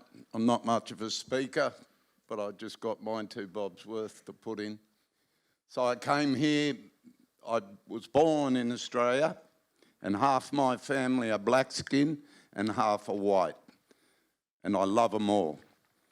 There is a big problem in this town. I chose this town to live because I know Broome. I've been here 30, 40 years ago, and it was a good place. And now I'm just appalled at what's happened. I see all the people who are only interested in money and big naming themselves, and it's just appalling. I have brought my last of my 5 kids here to go to school because I thought it would be a happy place for him. Well, he got beat up in the high school here, and I had to take him to the hospital because he'd got kicked in the back in his classroom. And I asked the question, where was the teacher? And she was nowhere to be seen. Now, I don't want to point the finger at anyone. I just want to try and fix this because I believe Broome is a great place. It's a unique place. We're half white, we're half black. We live together, we learn together. Some of us want to. And it's a beautiful place. It's got so much magic about it. And here we are sitting and complaining about a small amount of youngsters who are all putting us out of our way, who are taking our things off us and stealing because we're letting them. Nobody's standing up. I just can't believe it. Let's come together as a community and say no more. Let's do it. It's so easy. Have some alternates, some happy alternates, peaceful alternates in place. It's not difficult. We're all educated, sort of. It's so easy to fix, yet everyone's running blind. I mean, take these kids. Don't growl them. Don't put them in front of more police, more cameras, more fences. What we need is more love and understanding, and it's easy to do. Let's get some patrols out there, Indigenous because it's their country, and let the police support them with looking after crime and helping out. And let's get these kids into some programs ourselves. We can all chip in. I'm happy to. I already have. Let's get together. How do we do it? Let's talk about it now and not next week or next year, you know. This has gone on. I'm only new at this place, but it's just ridiculous. Let's come together and give them something, an alternate. So round them up, give them a chance, say you got 3 chances, otherwise you're out of here. You're away from family and away from Broome. First time, 2 weeks. You're going out to an outstation, and when they get out there, they're met by family members, by people, volunteers even. I'm happy to do it, who are going to teach them something and talk with them and sit down on the ground and say, what's going on, buddy? You know, that way. It's not hard. Show them things. Show them what we can do, us people who are educated and gone to school. Show them how to make a spear or how to do a bit of carpentry or whatever. Have people there to support them, not pedophilias, not people pushing church in their face, but normal people, you know? Look at our leaders. An old fella said to me yesterday, an old Indigenous man who I just love, and he goes, how can you make anyone understand if you don't understand? How can you do it? What are you there for? How many people are driving around here in big flash Toyotas, earning big flash money, and we're in a worse problem than we were 10 years ago? Doesn't make sense. But we can do something as a community. Now, someone said, you're not allowed to growl kids. Is that right? We're not allowed to growl our kids? I've never heard that before. Just growl them and pick them up and take them out to the outstation and let them walk 200 k's back in. All right, mate. It worked in Mount Theo. We might leave it there. Thanks, Nathan. Yeah. There's some other people I'll just who'd say like one to... more thing. I had a bit to do out in the Tanamite with the petrol sniffing. It was horrendous. It was real bad news. And the whole community got together and said, no, we've got to do something. And they did. within a year, they cleaned it up. And there was no more petrol sniffing. It was that simple. Thanks, mate. And I think, well, and thank you for that those comments. And I think that once again reinforces that, you know, there's a lot more that we can all be doing together, I think. So, do we have another one? You got to hold it, okay? Yeah, you're not allowed to hold it, mate, because you carry on too much. Is it going? For those that don't know me, I'm the Shire President of Shire Derby West Kimberley, and I've worked closely with all these people up on the stage as well. The question I want to ask is aimed at Cassandra and Fiona. I think you might be able to answer this. It's about the Kimberley Juvenile Justice Strategy and how long we've been waiting for that to come out.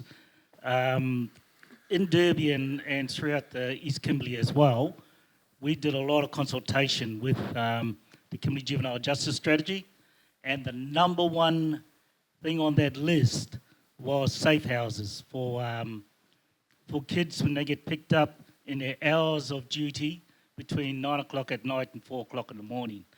As you know, a lot of those kids don't want to go home. So we have patrols coming up, which is thank you very much to the state government for getting that happening. But those guys are asking us, we're going to pick these kids up. Where do we take them to so that they're safe? Thanks, Jeff.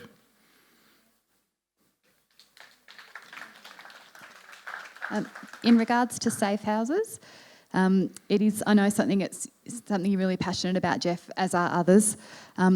If kids aren't feeling safe to go home, that's a referral to Child Protection. An assessment will be made and we can look into that. We have crisis care available 24 hours a day, and we can look at why kids don't want to go home. We're really about empowering families, and my worry is providing places for kids that we don't do any assessment for potentially can undermine that. So I think it's really important that we do full assessments of why kids don't want to go home and we look into that. But Cassandra can speak more to the juvenile justice strategy. Guys, sorry, can I just ask a question, Fiona? When we talk about crisis care, is that just a 1-800 number, or is there actually people on the ground? Because one of the things we found with and we do with Kalari Patrol, and particularly with young people in the evening, is that I think, and the question that was being asked is, where do these kids go, Jeff, when they're picked up by people like Kalari or other organisations, or is where do they go, not who do they ring? So who are the people? Where do you take these young people? Somewhere and around I get it. So, you know, we all know that a 1-800 number when you're in crisis is probably. I mean, it's easy to say that that there's a crisis centre, but the crisis centre is probably in Perth or in Sydney. So So we do have staff on the ground who are on call. So the call goes to crisis care. They make the initial assessment, and if required, they'll call the region. And we always have someone on call in Broome. On weekends, we have 2 people on call. So if there are issues in terms of that contact, then please let us know. But it is a service that's there. Yeah. All right, just please be respectful. You wouldn't talk like that in your own house, so thank you. Yeah.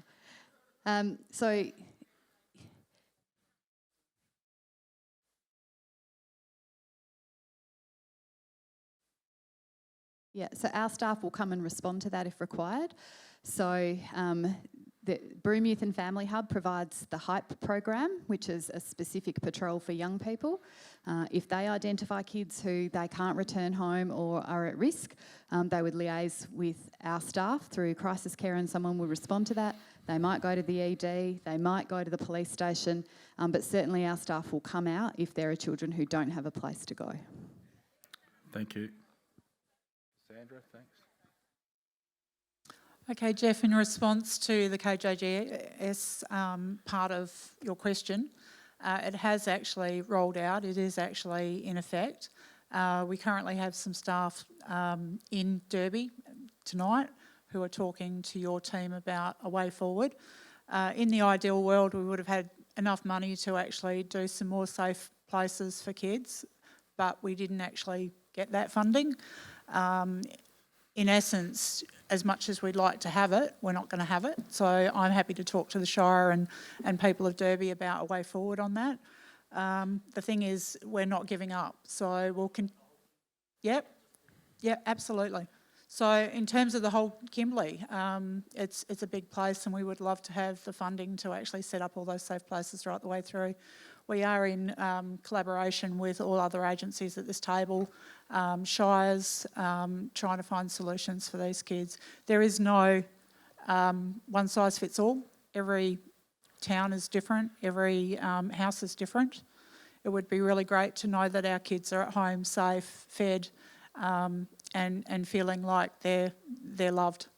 You know, we'd all love that, but it's not happening. So I guess we need to get back to the grassroots. How do we actually fix their early years to make it better for them when they're older? Does that help? Thank you. No, sorry. Oh, I can't hold it.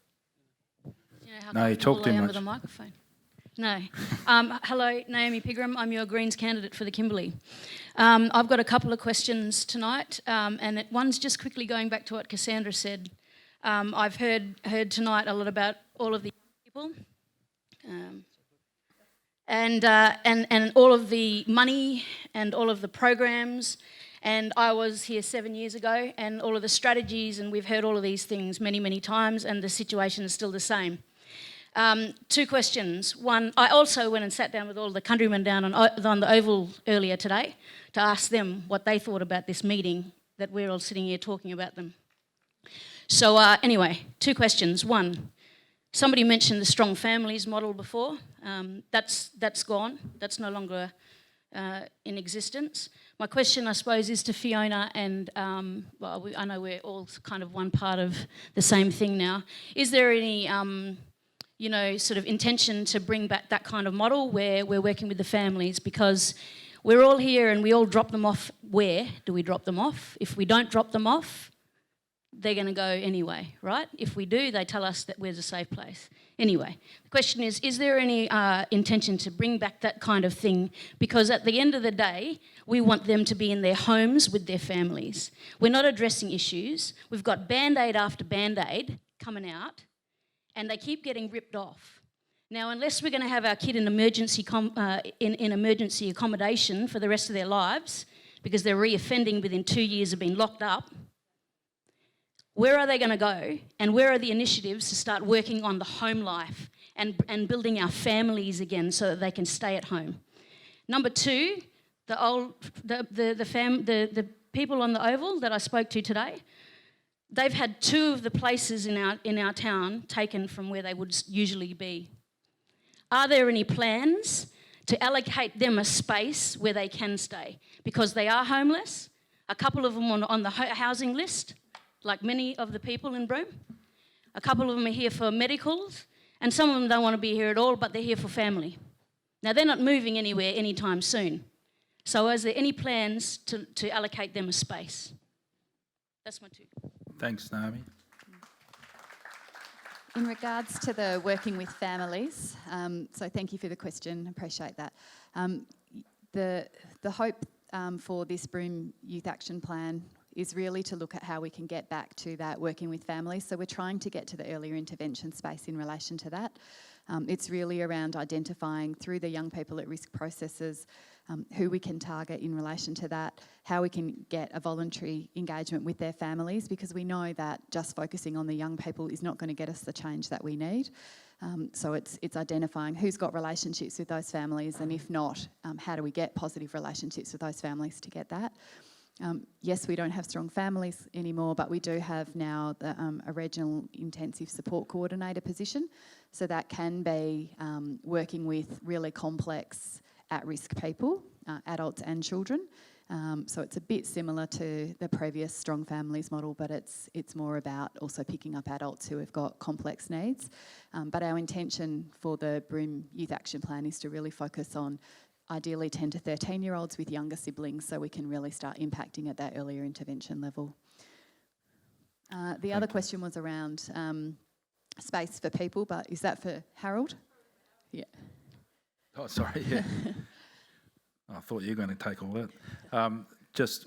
I think for from Mallingbar and 1 Mile.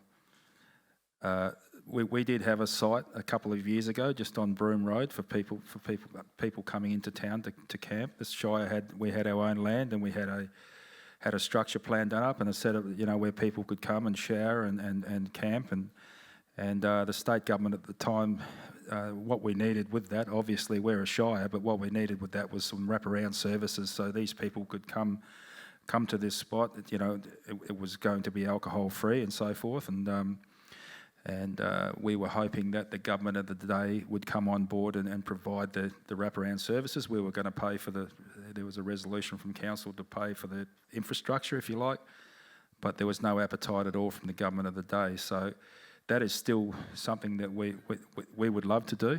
I also believe it's something that, given that that those 2 plots of land where these communities were taken, and make no mistake, they were also third world quality communities. So there's absolutely no doubt that wasn't an ideal place for our people to stay, and certainly from our perspective, from our obligation to health and all sorts of other issues that they were removed. But at the end of the day, that land that belongs to our gets passed into the hands of our traditional owners of this town, and that's a conversation that we should be having with them, and what their initiatives are around, and we're only too happy to engage in that conversation. So I don't have a straight answer for you. I do say that we have made this attempt before, and we're really hopeful that if the opportunity comes up again, we would be. Well, I can certainly say, hand on heart, that we'll be front and centre in helping out with that. So thanks for your questions. And Harold, in that point of time, we have built Bassa, so we do have the Broome Aboriginal short stay. Yeah. We do have the Derby Aboriginal short stay, and the government's just announced Kununurra Aboriginal short stay. So there are 3 places, currently 2, but there will be 3 in the Kimberley for visitors, where they will get that support and safe accommodation. Thank you. Is there another question on the floor? Where's all our microphone people? Nick Linton, I've lived here for around 10 years now. Just in relation to the Broome Aboriginal short stay accommodation, how many bed nights are there, and what is the current occupancy rate or take up on a nightly basis, and what is the cost to the taxpayer per night for the number of people that actually stay in that facility? Ooh. You're testing me. I understand Bassa has capacity for 80. It's almost always full, so it has a very high take-up. I think around 80% occupancy. They did vary their occupancy during the period of COVID to make sure it was COVID safe, because there's some shared facilities there. But I'd have to get back to you on the total cost to the taxpayer in relation to that. Sorry? I thought we were being asked what the funding rate that goes into it. Yeah. Okay, thank you. Oh. Hello everyone, my name is Robson, the MLC for Mining and Pastoral. I've had to modify my question tonight because of all the people who ask questions from the floor. My original question was, why the hell did I come to Broome tonight? I had to sit here and listen to some of the government departments. It was like watching a Yes Minister show. Then I had to listen to Superintendent Greg Crofts having to defend his police force. If anyone here tonight thinks that these policemen are sitting in their office drinking coffee and eating donuts, you're completely wrong. They have rules and regulations that they have to follow. And they are doing a very, very good job throughout the whole Kimberley. Now, my question now is to the Honourable Ben Wyatt. He said in his statement that the answer to this problem is not going to come from Perth. It's going to come from here. I believe that it's the state government's responsibility to fix this problem. We should have a youth refuge place where we can take these kids when they're picked up at night. All these sort of things should be handled by the state government. That's why we pay taxes. So I believe that we should leave that to the state government, but they should have their ministers here tonight listening to the concerns of the Broome community, and they're not here. Thank you.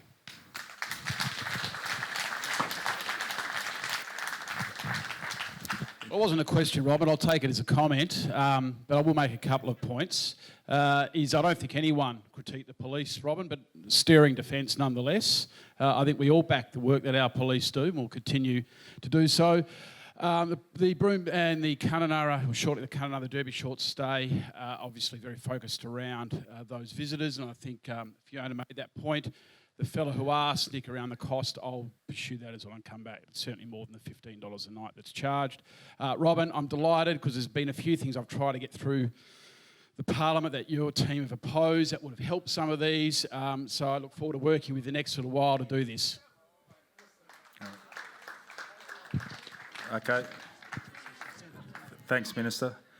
Thanks.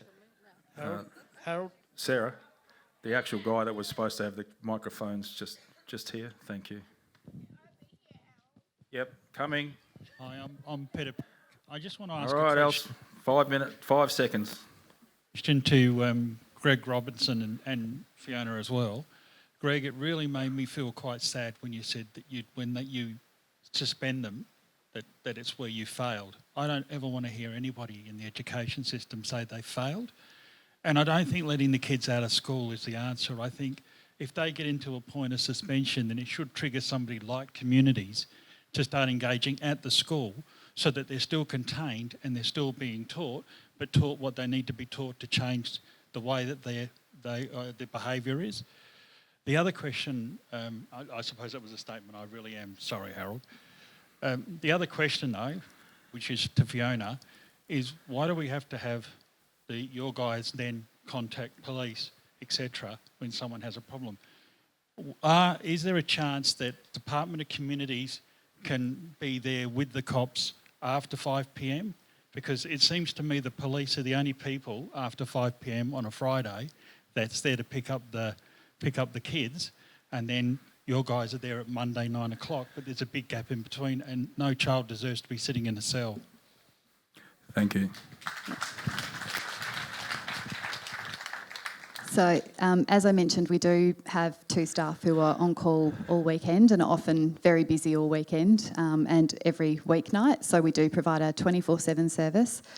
We do work on a different award to police, and so we don't have a service that's funded 24/7 in the region other than through an on-call service. But my staff work tirelessly to be able to be there, to be responsive. And if Greg and his team ever have any issues in regards to that, they call us. They've got, the district director's number. They've got my number if they need to escalate. And we agree children and young people shouldn't be in the cells. We've always made ourselves available to support justice and police to find safe places for young people as required. We do partner with education, and I don't want this to sound like we're being defensive, but child protection workers are flat out managing the child protection needs, and we really need to focus on the work that we're doing there. Absolutely, we work really closely through the children and young people at risk processes, and where education have identified that there are issues in the home, they bring those referrals to those meetings and we partner together to look at that. We'll do joint visits if it's around talking to people about why kids aren't at school. We'll do joint visits with police, we'll do joint visits with justice, we'll do joint visits with education or with health. So, I'm not sure that I can answer more than that, but to say we absolutely are there when we're required. And if people feel that we're not, please let us know. Thanks, Fiona. Nathan, thank you. Good evening. Thank you all for having us here. Just by being here, you can see everybody's concerned. My name is Matilda Pascoe. I'm probably better known as Blondie Hunter. I've been in the Kimberleys for nearly 40 years and have been involved in all aspects of children's work. And me, my family, and we do a lot of stuff in the community. You'll see us at basketball, junior basketball, netball, junior football, volleyball, and what I want to see happening, like this week, St. Mary's School finishes. Next week, the state schools finish. And what we need is affordable sports for our kids. Like we've got a beautiful venue at Brax, and we often hire it, but we hire it I go along, my kids go along, my grandchildren, and we invite all their friends of friends, and so it's a big, big cycle. But we have to pay for that ourselves. It's $35 an hour. But what we need, we love what we do. We love building up children's self-esteem, personal development. We pretty much have halfway houses in our own house. We have, half a Broome at my house, my daughter's houses. And we've been doing that forever, from 40 years ago in Kununurra. And we love what we do, and we do it for free. And we do stuff. We see the same people there at basketball and netball, and most of these people are doing it for free. And one of the issues is we ask people around Broome, lots of them are service providers, okay, we need coaches for under 17s basketball, male, female, under 15s, under 13s. There are no service providers there. And we assume that they can get time off their work to come along and help us. The same people coming, going, sunburnt, and we're all getting old, but we love what we do. But us helpers, we need help in the community, but we cannot make service providers accountable, because but we need someone like the Shire to question a lot of these service providers, because it's not about, okay, who's got the most money, who's getting millions here and millions there. We don't want money to run our programs. And even if we could get the courts over the school holidays cheap or even free, because we want to be there for two nights a week, nearly every night, and the swimming pool, because that way kids are engaging. We're having one-on-one talks with them, what's that word? Counselling them, protecting them, advising them. But we just need an affordable place, and that way everybody can come along and just get a few more members of the community to help us, because school holidays, these kids are going to be running the biggest muck. Yeah, so if we could maybe just look in the near future and realise that, we can do a lot of these programs for free. All we need is a couple of balls, volleyball, football, basketball, and everything is at Brax. And even if we have an open day, sometimes at the pool, and that way we can run these kids tired. So they're exhausted, yeah. So just simple things, just starting. So Molly, could I just? That's all. Thank you for your question. Could I just ask you a question, Molly? And fantastic that you're doing so much work in that space. Blondie, sorry. No, well, I got industrial deafness, so I apologise. Can I ask, have you had engagement with our BRAC team in terms of, when we talk about court hire and so forth? Because the Shire does have mechanisms for sporting clubs and volunteer organisations for funding. Because we're not registered, we sort of just do it as, family and friends. Yeah, I get that. You don't have to be registered, but there is mechanisms with our team that, and I'm sure, and we've heard your question tonight, and once again, if you don't hesitate to engage with our staff, that's what we do, and we help lots of different sporting organisations. Dance schools, Shinju, but there's mechanisms in place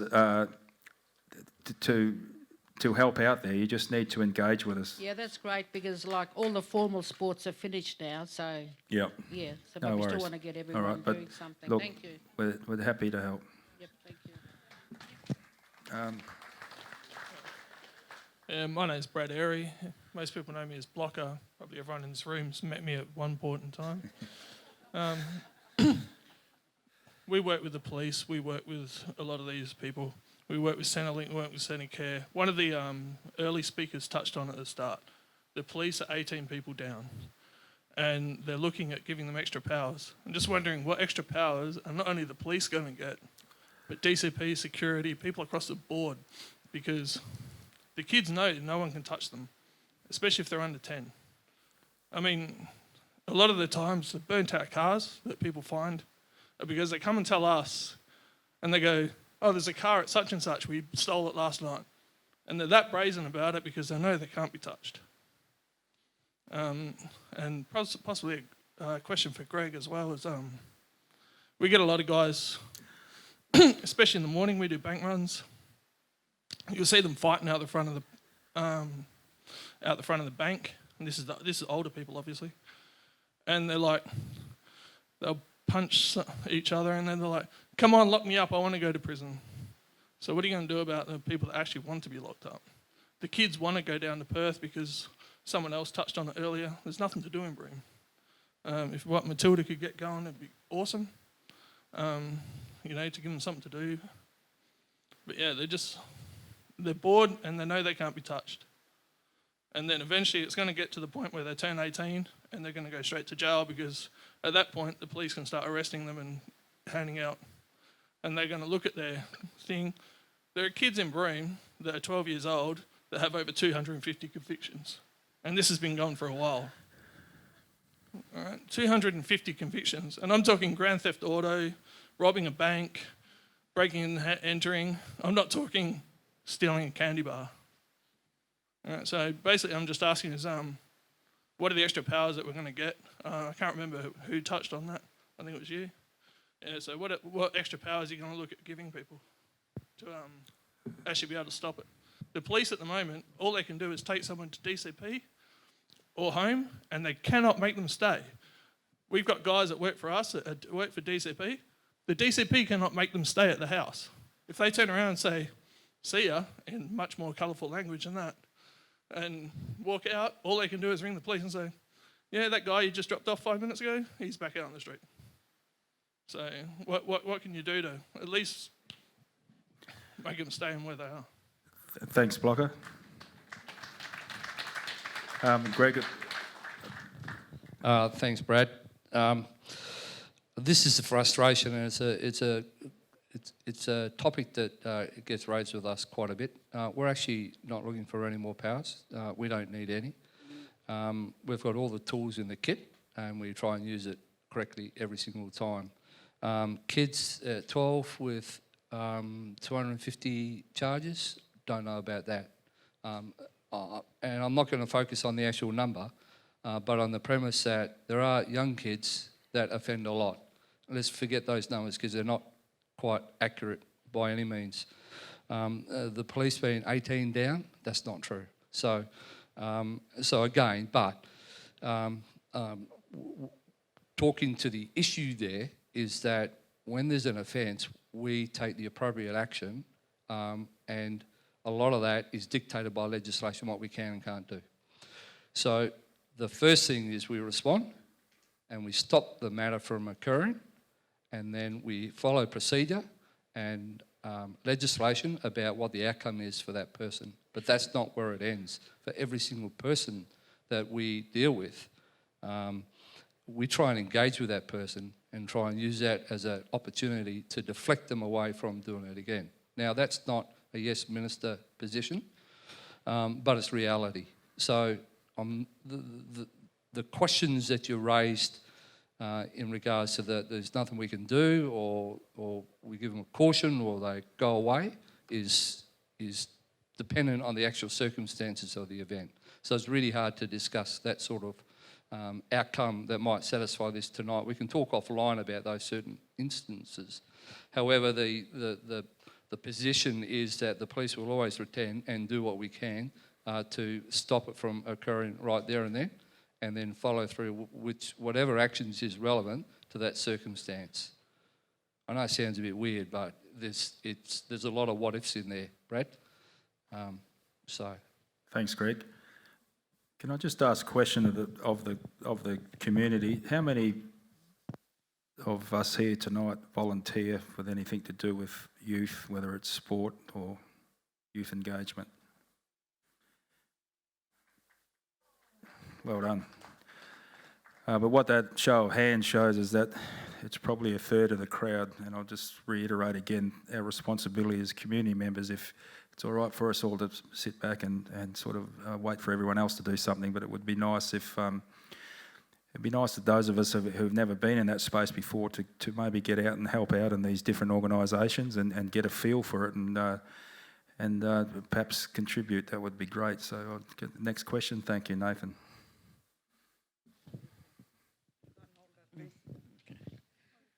Hello, everybody. My name is Mary Tarrant. My family comes from here, Broome, and back into the Peninsula and King Sound. That's my connection. But my concern here is that, like you guys, everyone here, the thing starts at home. The target got to be at home first. People getting paid, they're getting children's money, Centrelink, whatever, they're getting for the kids.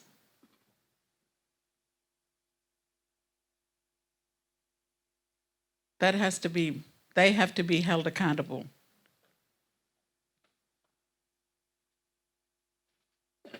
Now, I want to see past that colour. The statistic is black. We know that. And there was a label as soon as we walk in here, the opening.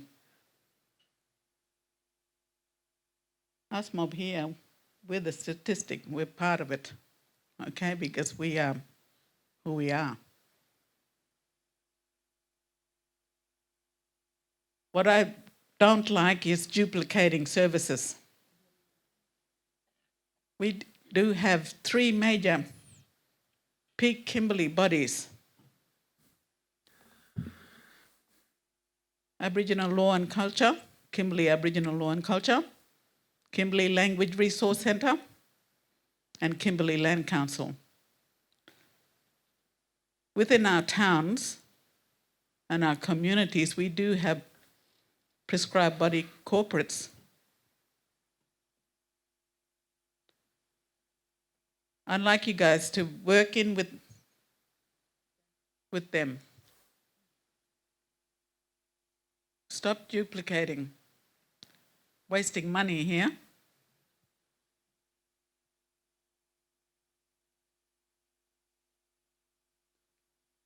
As for the mob down the Oval or wherever they are, where they seem to congregate and be a sore eye to everybody.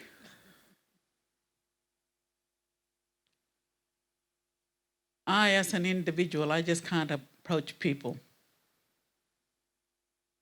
because I have my cultural taboo. Certain mob I can talk to. And I will ask somebody if it's all right to go and talk to such and such. I just want to go in there and just show myself.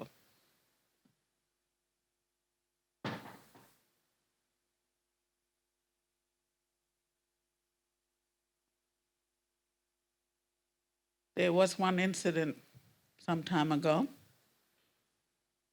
involving the police with community people out on the Oval.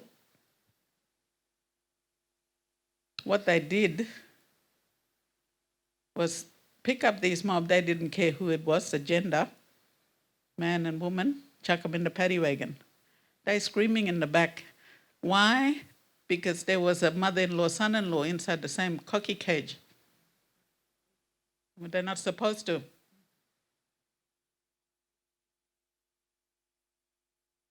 Be in the same cage together, is that what you're saying? Yes. Yeah. Jigal people, Malanyano. Taboo relationship. Which you got a lot to learn still, but those organizations, that's where you can learn from. Use them. Okay. Thank you. Sorry. Thank you. Look, we have got a long way to go at times. So for that particular incident, we don't police colour, and it's very difficult to understand all the cultural positions that we experience in Broome. I can assure you that we have worked this group, especially through COVID, and I said it earlier, we work hand in glove with Kimberley Land Council.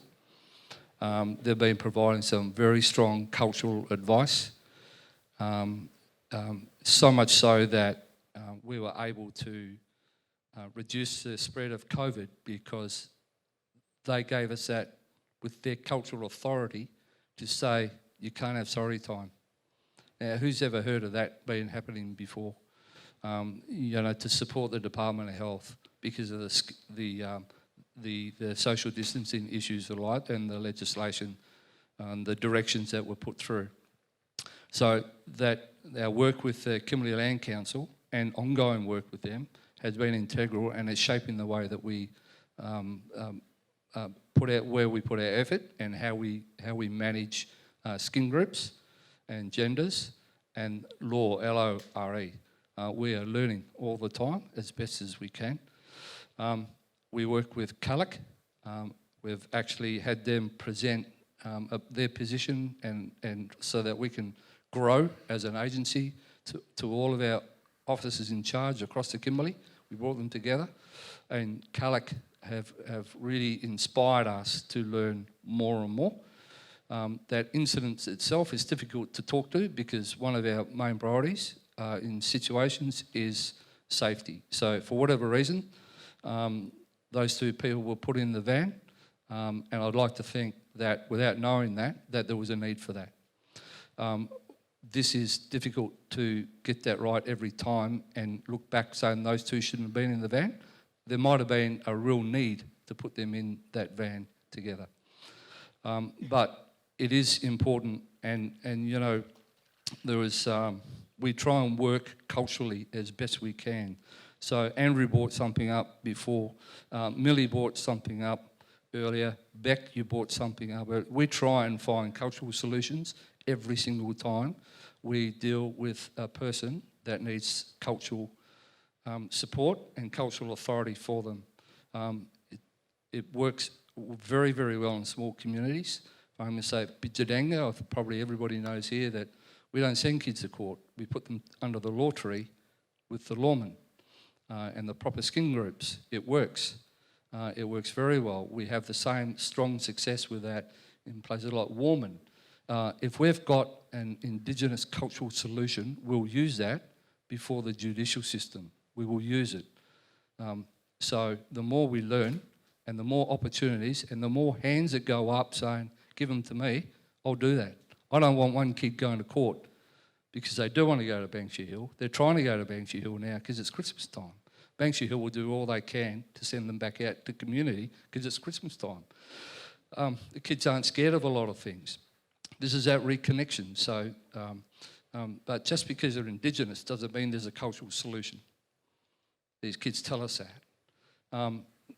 And just because there's a cultural solution doesn't mean I can find it and I've got access to it. So we've got to connect those two. So I'd just like to give you some comfort that we are working closely together with some very good, strong Indigenous leaders. And the more advocates, the more Indigenous social leadership we have in this community, the better. Thanks, Greg. Thanks, Sarah. Thanks, Harold.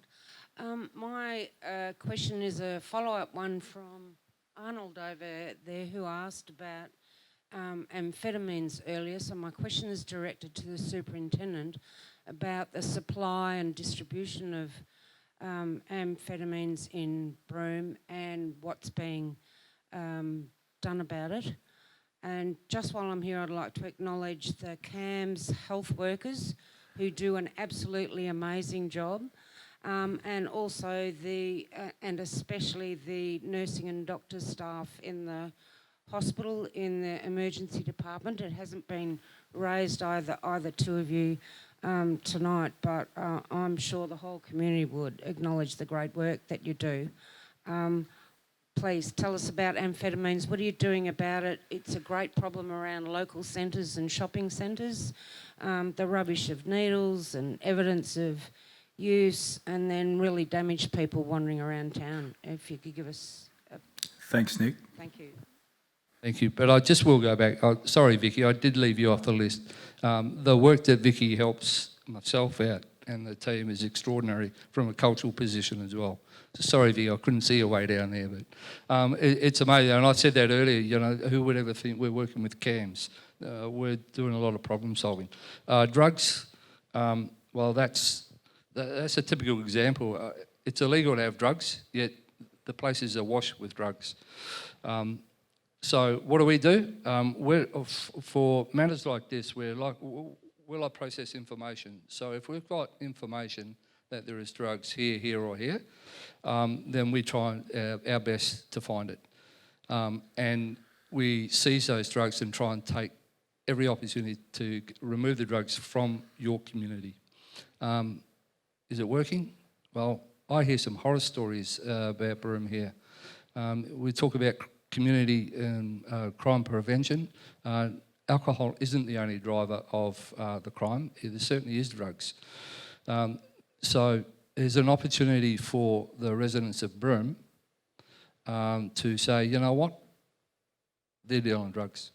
Now, that happens. Our drug seizures are up for, you know, this time this year.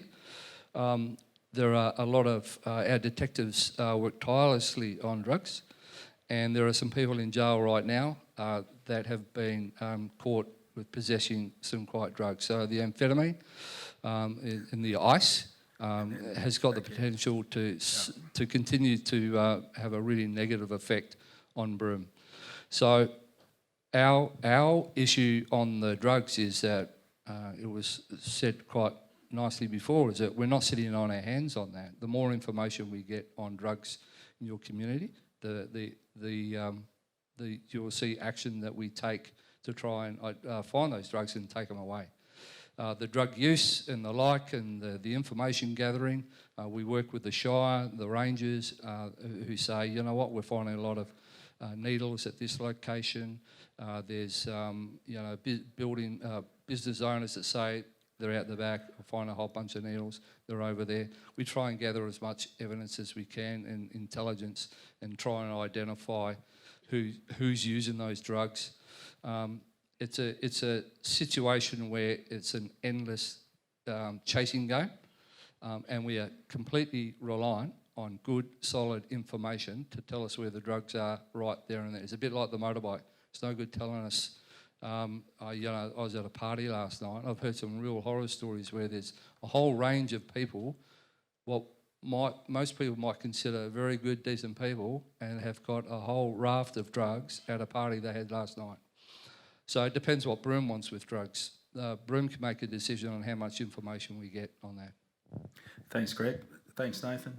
Hi, my name's Dot Johnston. I just want to find out about security around the boulevard, and especially where the kids are running around that roundabout. It's really unsafe driving. Like, I'm really worried about a rock going through my window, or being in the car with my kids. I know the taxi drivers, you get in a taxi, they don't even want to drive down past the cemetery, go down that way. Can we look at maybe getting some more security lighting down there, or a camera placed there, and maybe lock the gates to the oval? From what I've heard, they're saying they'll run out and then they run back through the oval when they're doing it. I know a Domino's pizza driver got hit on the head about 4 or 5 nights ago, got taken off her moped doing her job at night.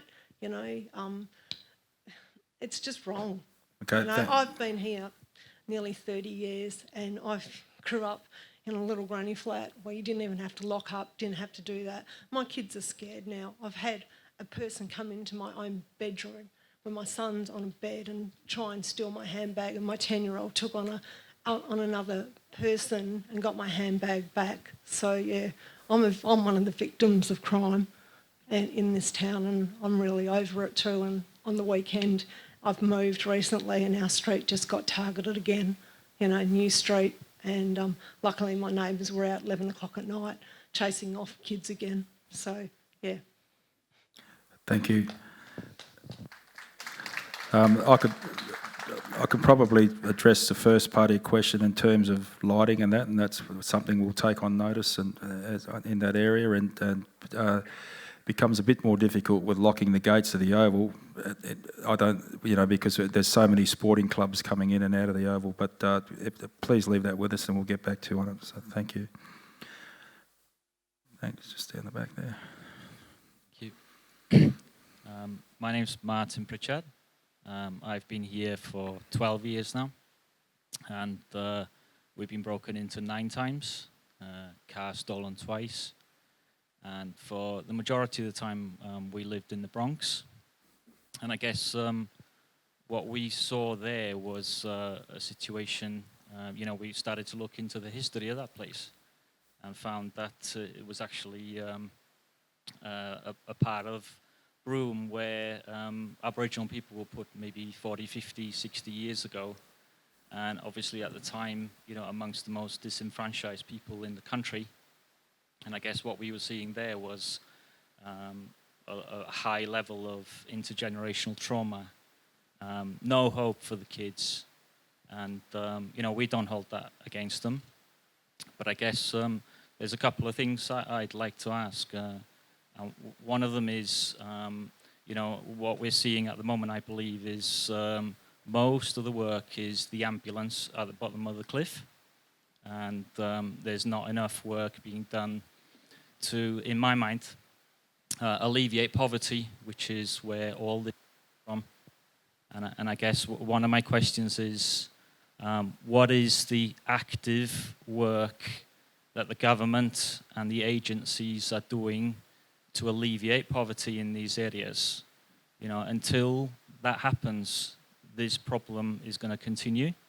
And my second question is, someone mentioned an agricultural college here.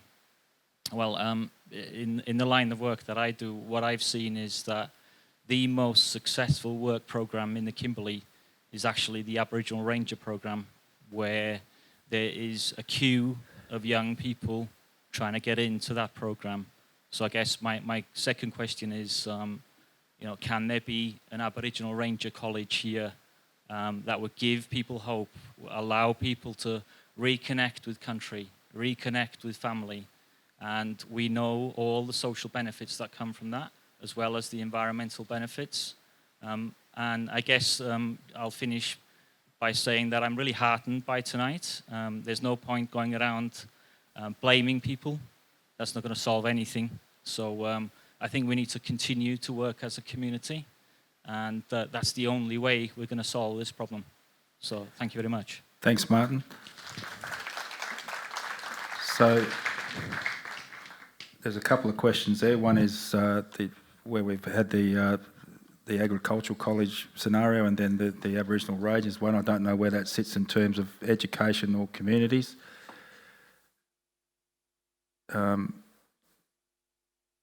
Would anyone like to answer that one?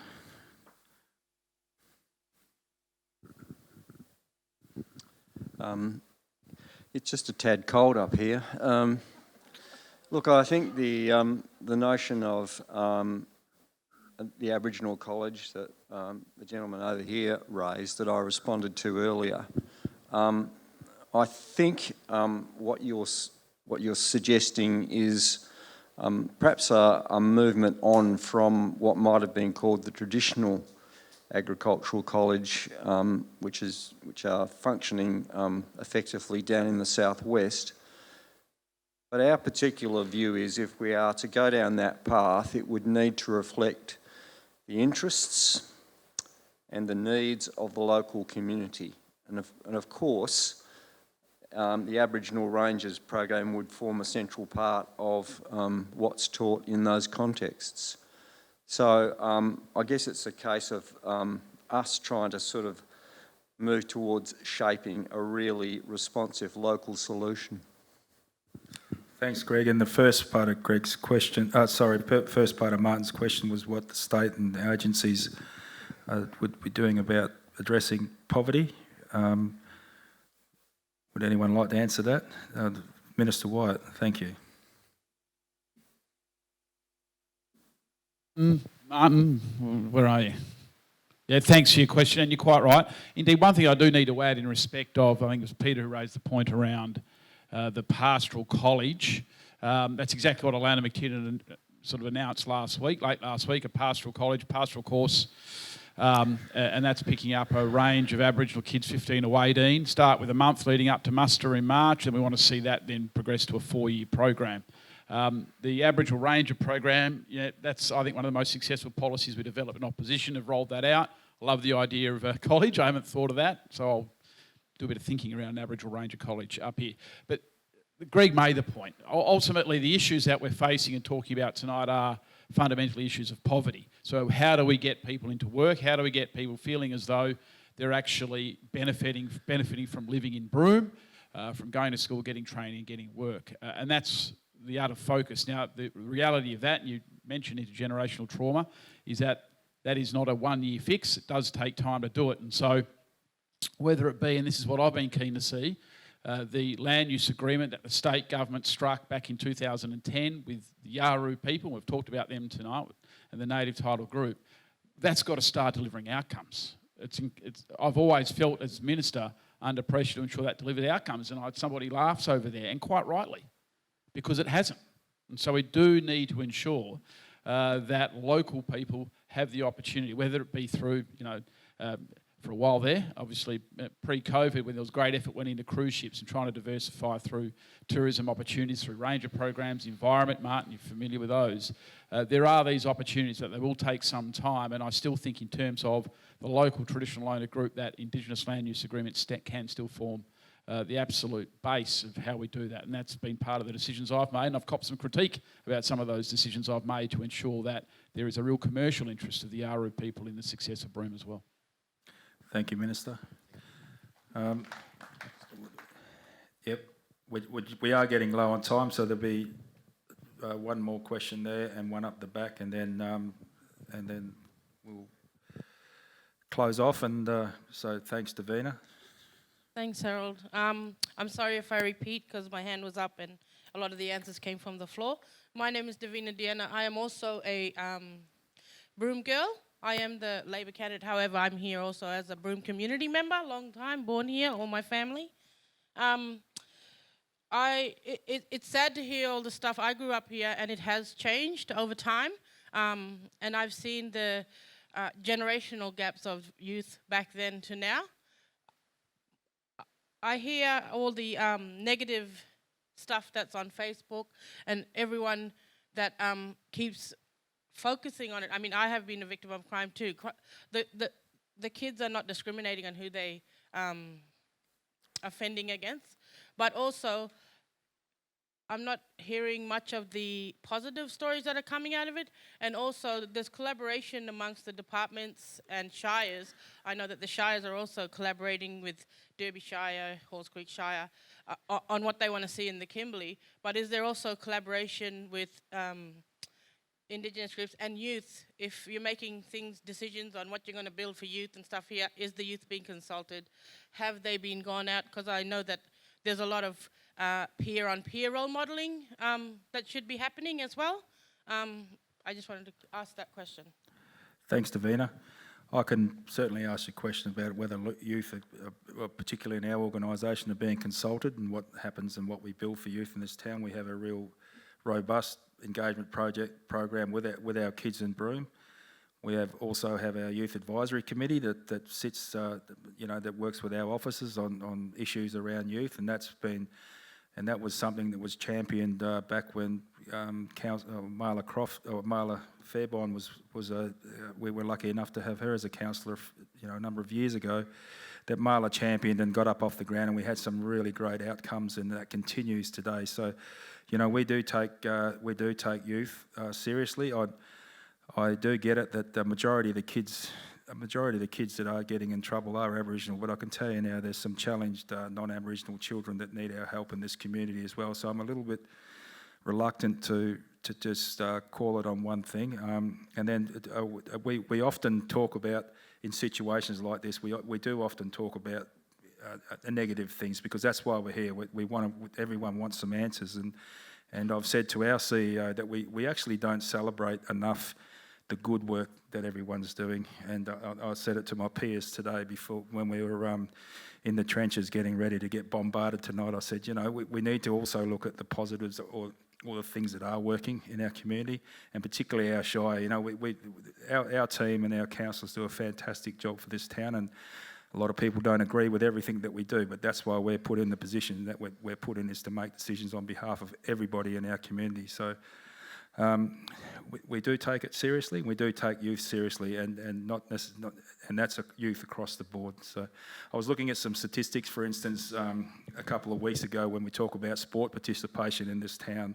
Now we've got a population of 16,000 people in Broome, and the sport participation in this town is over 9,000 people. That's including volunteers, coaches, children, adults, you know.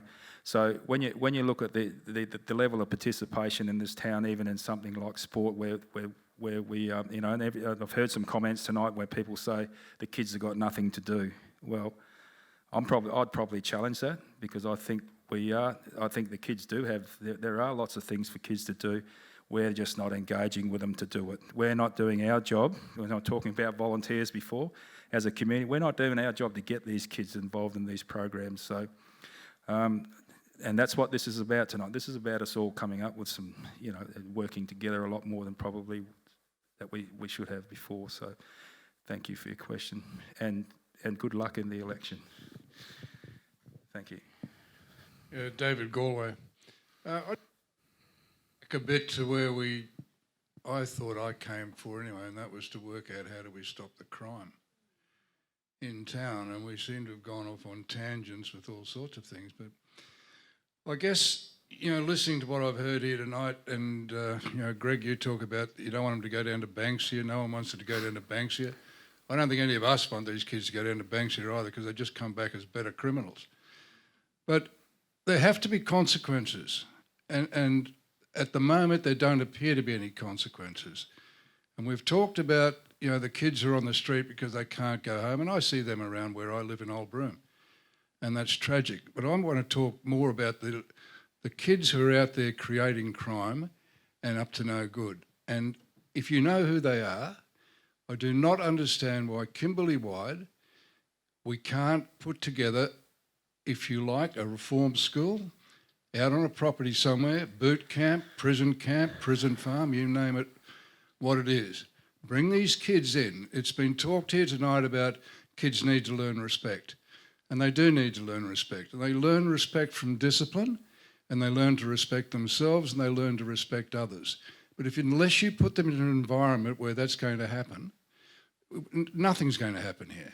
And if we know who these kids are, there needs to be some legislation or something put in place to allow the police to take these children off the road, get them out, if you like, out of harm's way, put them into protection, and teach them how to be social, civilised children. And I'm not talking about colour here. I'm talking about black and white and all colours. But we're not doing the right thing. There's platitudes here all night. I've sat here in this town for 20 years. This is probably the fourth meeting like this I've been to where nothing ever happens. And we're still talking about the same things we were talking about a while ago. We just need to focus on what we're here for, and that is to stop this crime, because this town is becoming unlivable. Thank you. Thank you, David. Right, folks, unfortunately that's come to the end of the evening with questions, so I would like to offer Minister White an opportunity to close off before I call tonight's proceedings. Thanks, Minister.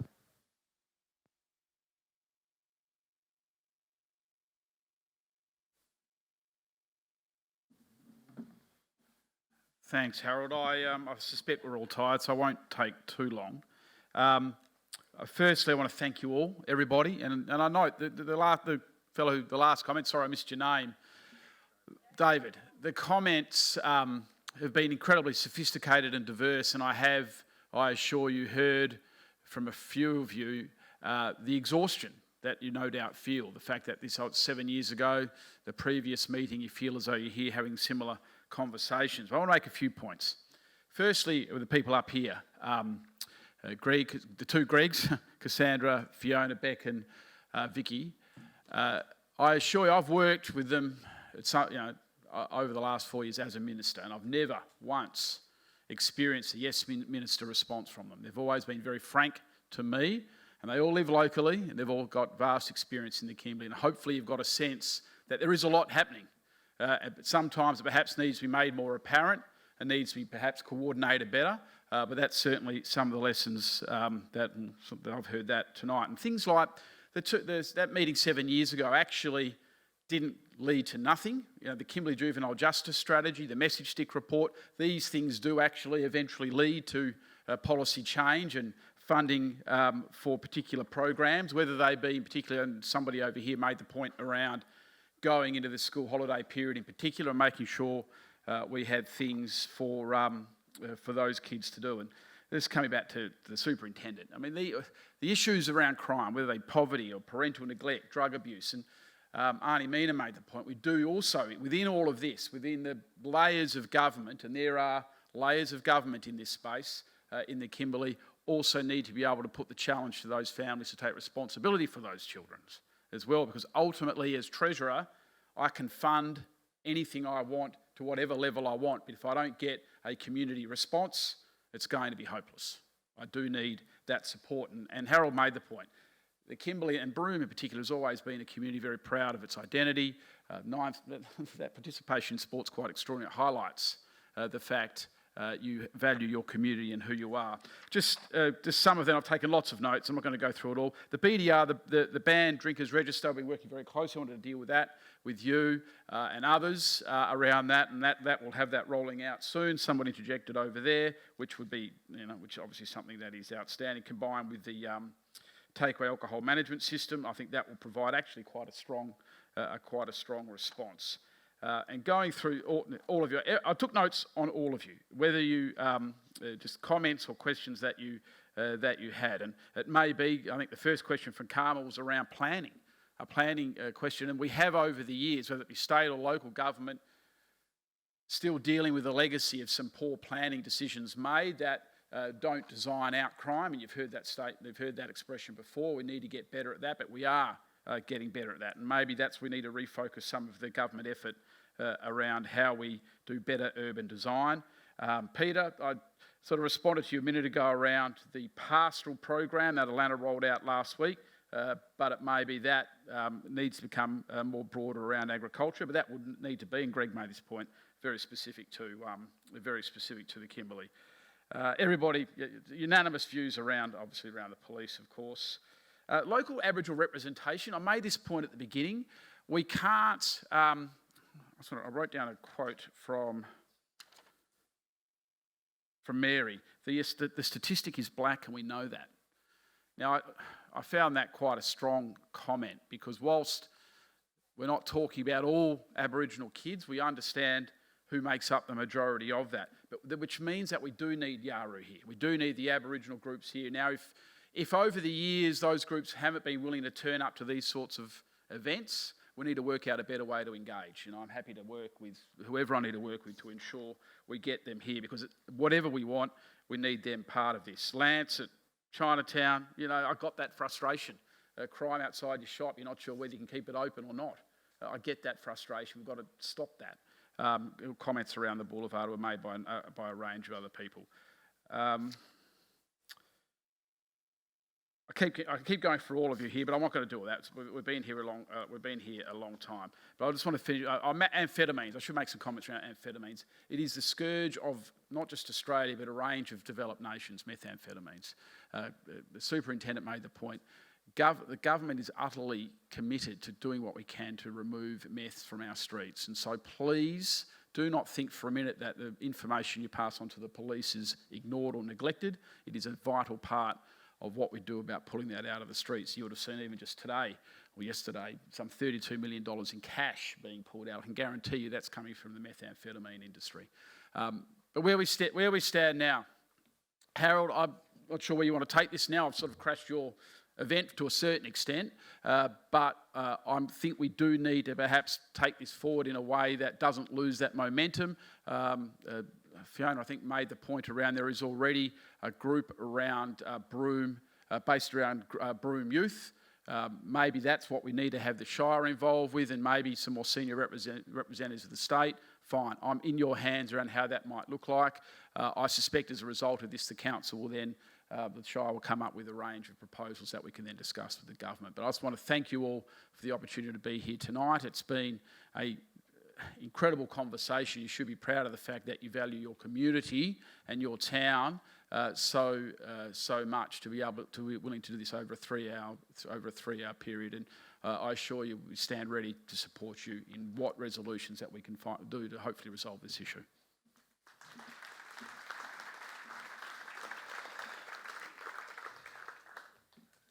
Thanks, Minister. In closing, I would like to thank you as community members for attending tonight. And I mean that sincerely. Most of you people I do know, and you never forget to stop me at the shopping centre and fill me in on what I'm doing wrong in the town. And sometimes I even get what I'm doing right in the town. So thank you all for. I thank you all for coming to our panel.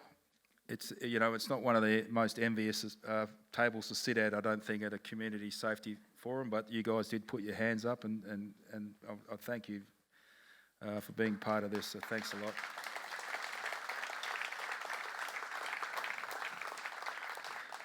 lot. To Minister White, thanks very much for making time to come up here, and Josie, thanks for coming down, and Kyle, and for the new Leader of the Opposition, congratulations. I don't know whether you've got the best job in the world at the moment, but we'll wait and see. To Jeff, good luck. Robin, Millie, all of you guys, all the best of luck in the coming months next year. A special thanks really goes out to our Shire staff who've tried their best to get this forum together. We've had COVID, we've had a million challenges this year, so thanks very much. A round of applause for our guys for getting this together. Thank you. But most importantly, this meeting is about you. And David, I hear your frustration saying we came here to fix crime tonight. Well, that was never the outcome I was looking to get immediately from this. I think this being my first community safety forum that I've been involved in. However, I've lived in Broome I'm getting on to 28 years old now, and I've lived in Broome my whole life. But, I'm acutely aware of where this town goes and the ups and downs and what's happened over the years. And I can assure you that while sometimes we don't seem like we are working really hard, and we really do. Myself and my fellow councillors really do care about our community, but it's you guys that's going to make the difference here to work with us. It's to break the barriers down between bureaucracy and what we can do on the ground. So I wish everyone a very merry and safe Christmas, and all the best for the new year. And I look forward to seeing you down the shopping centre soon. All right, take care. Thank you.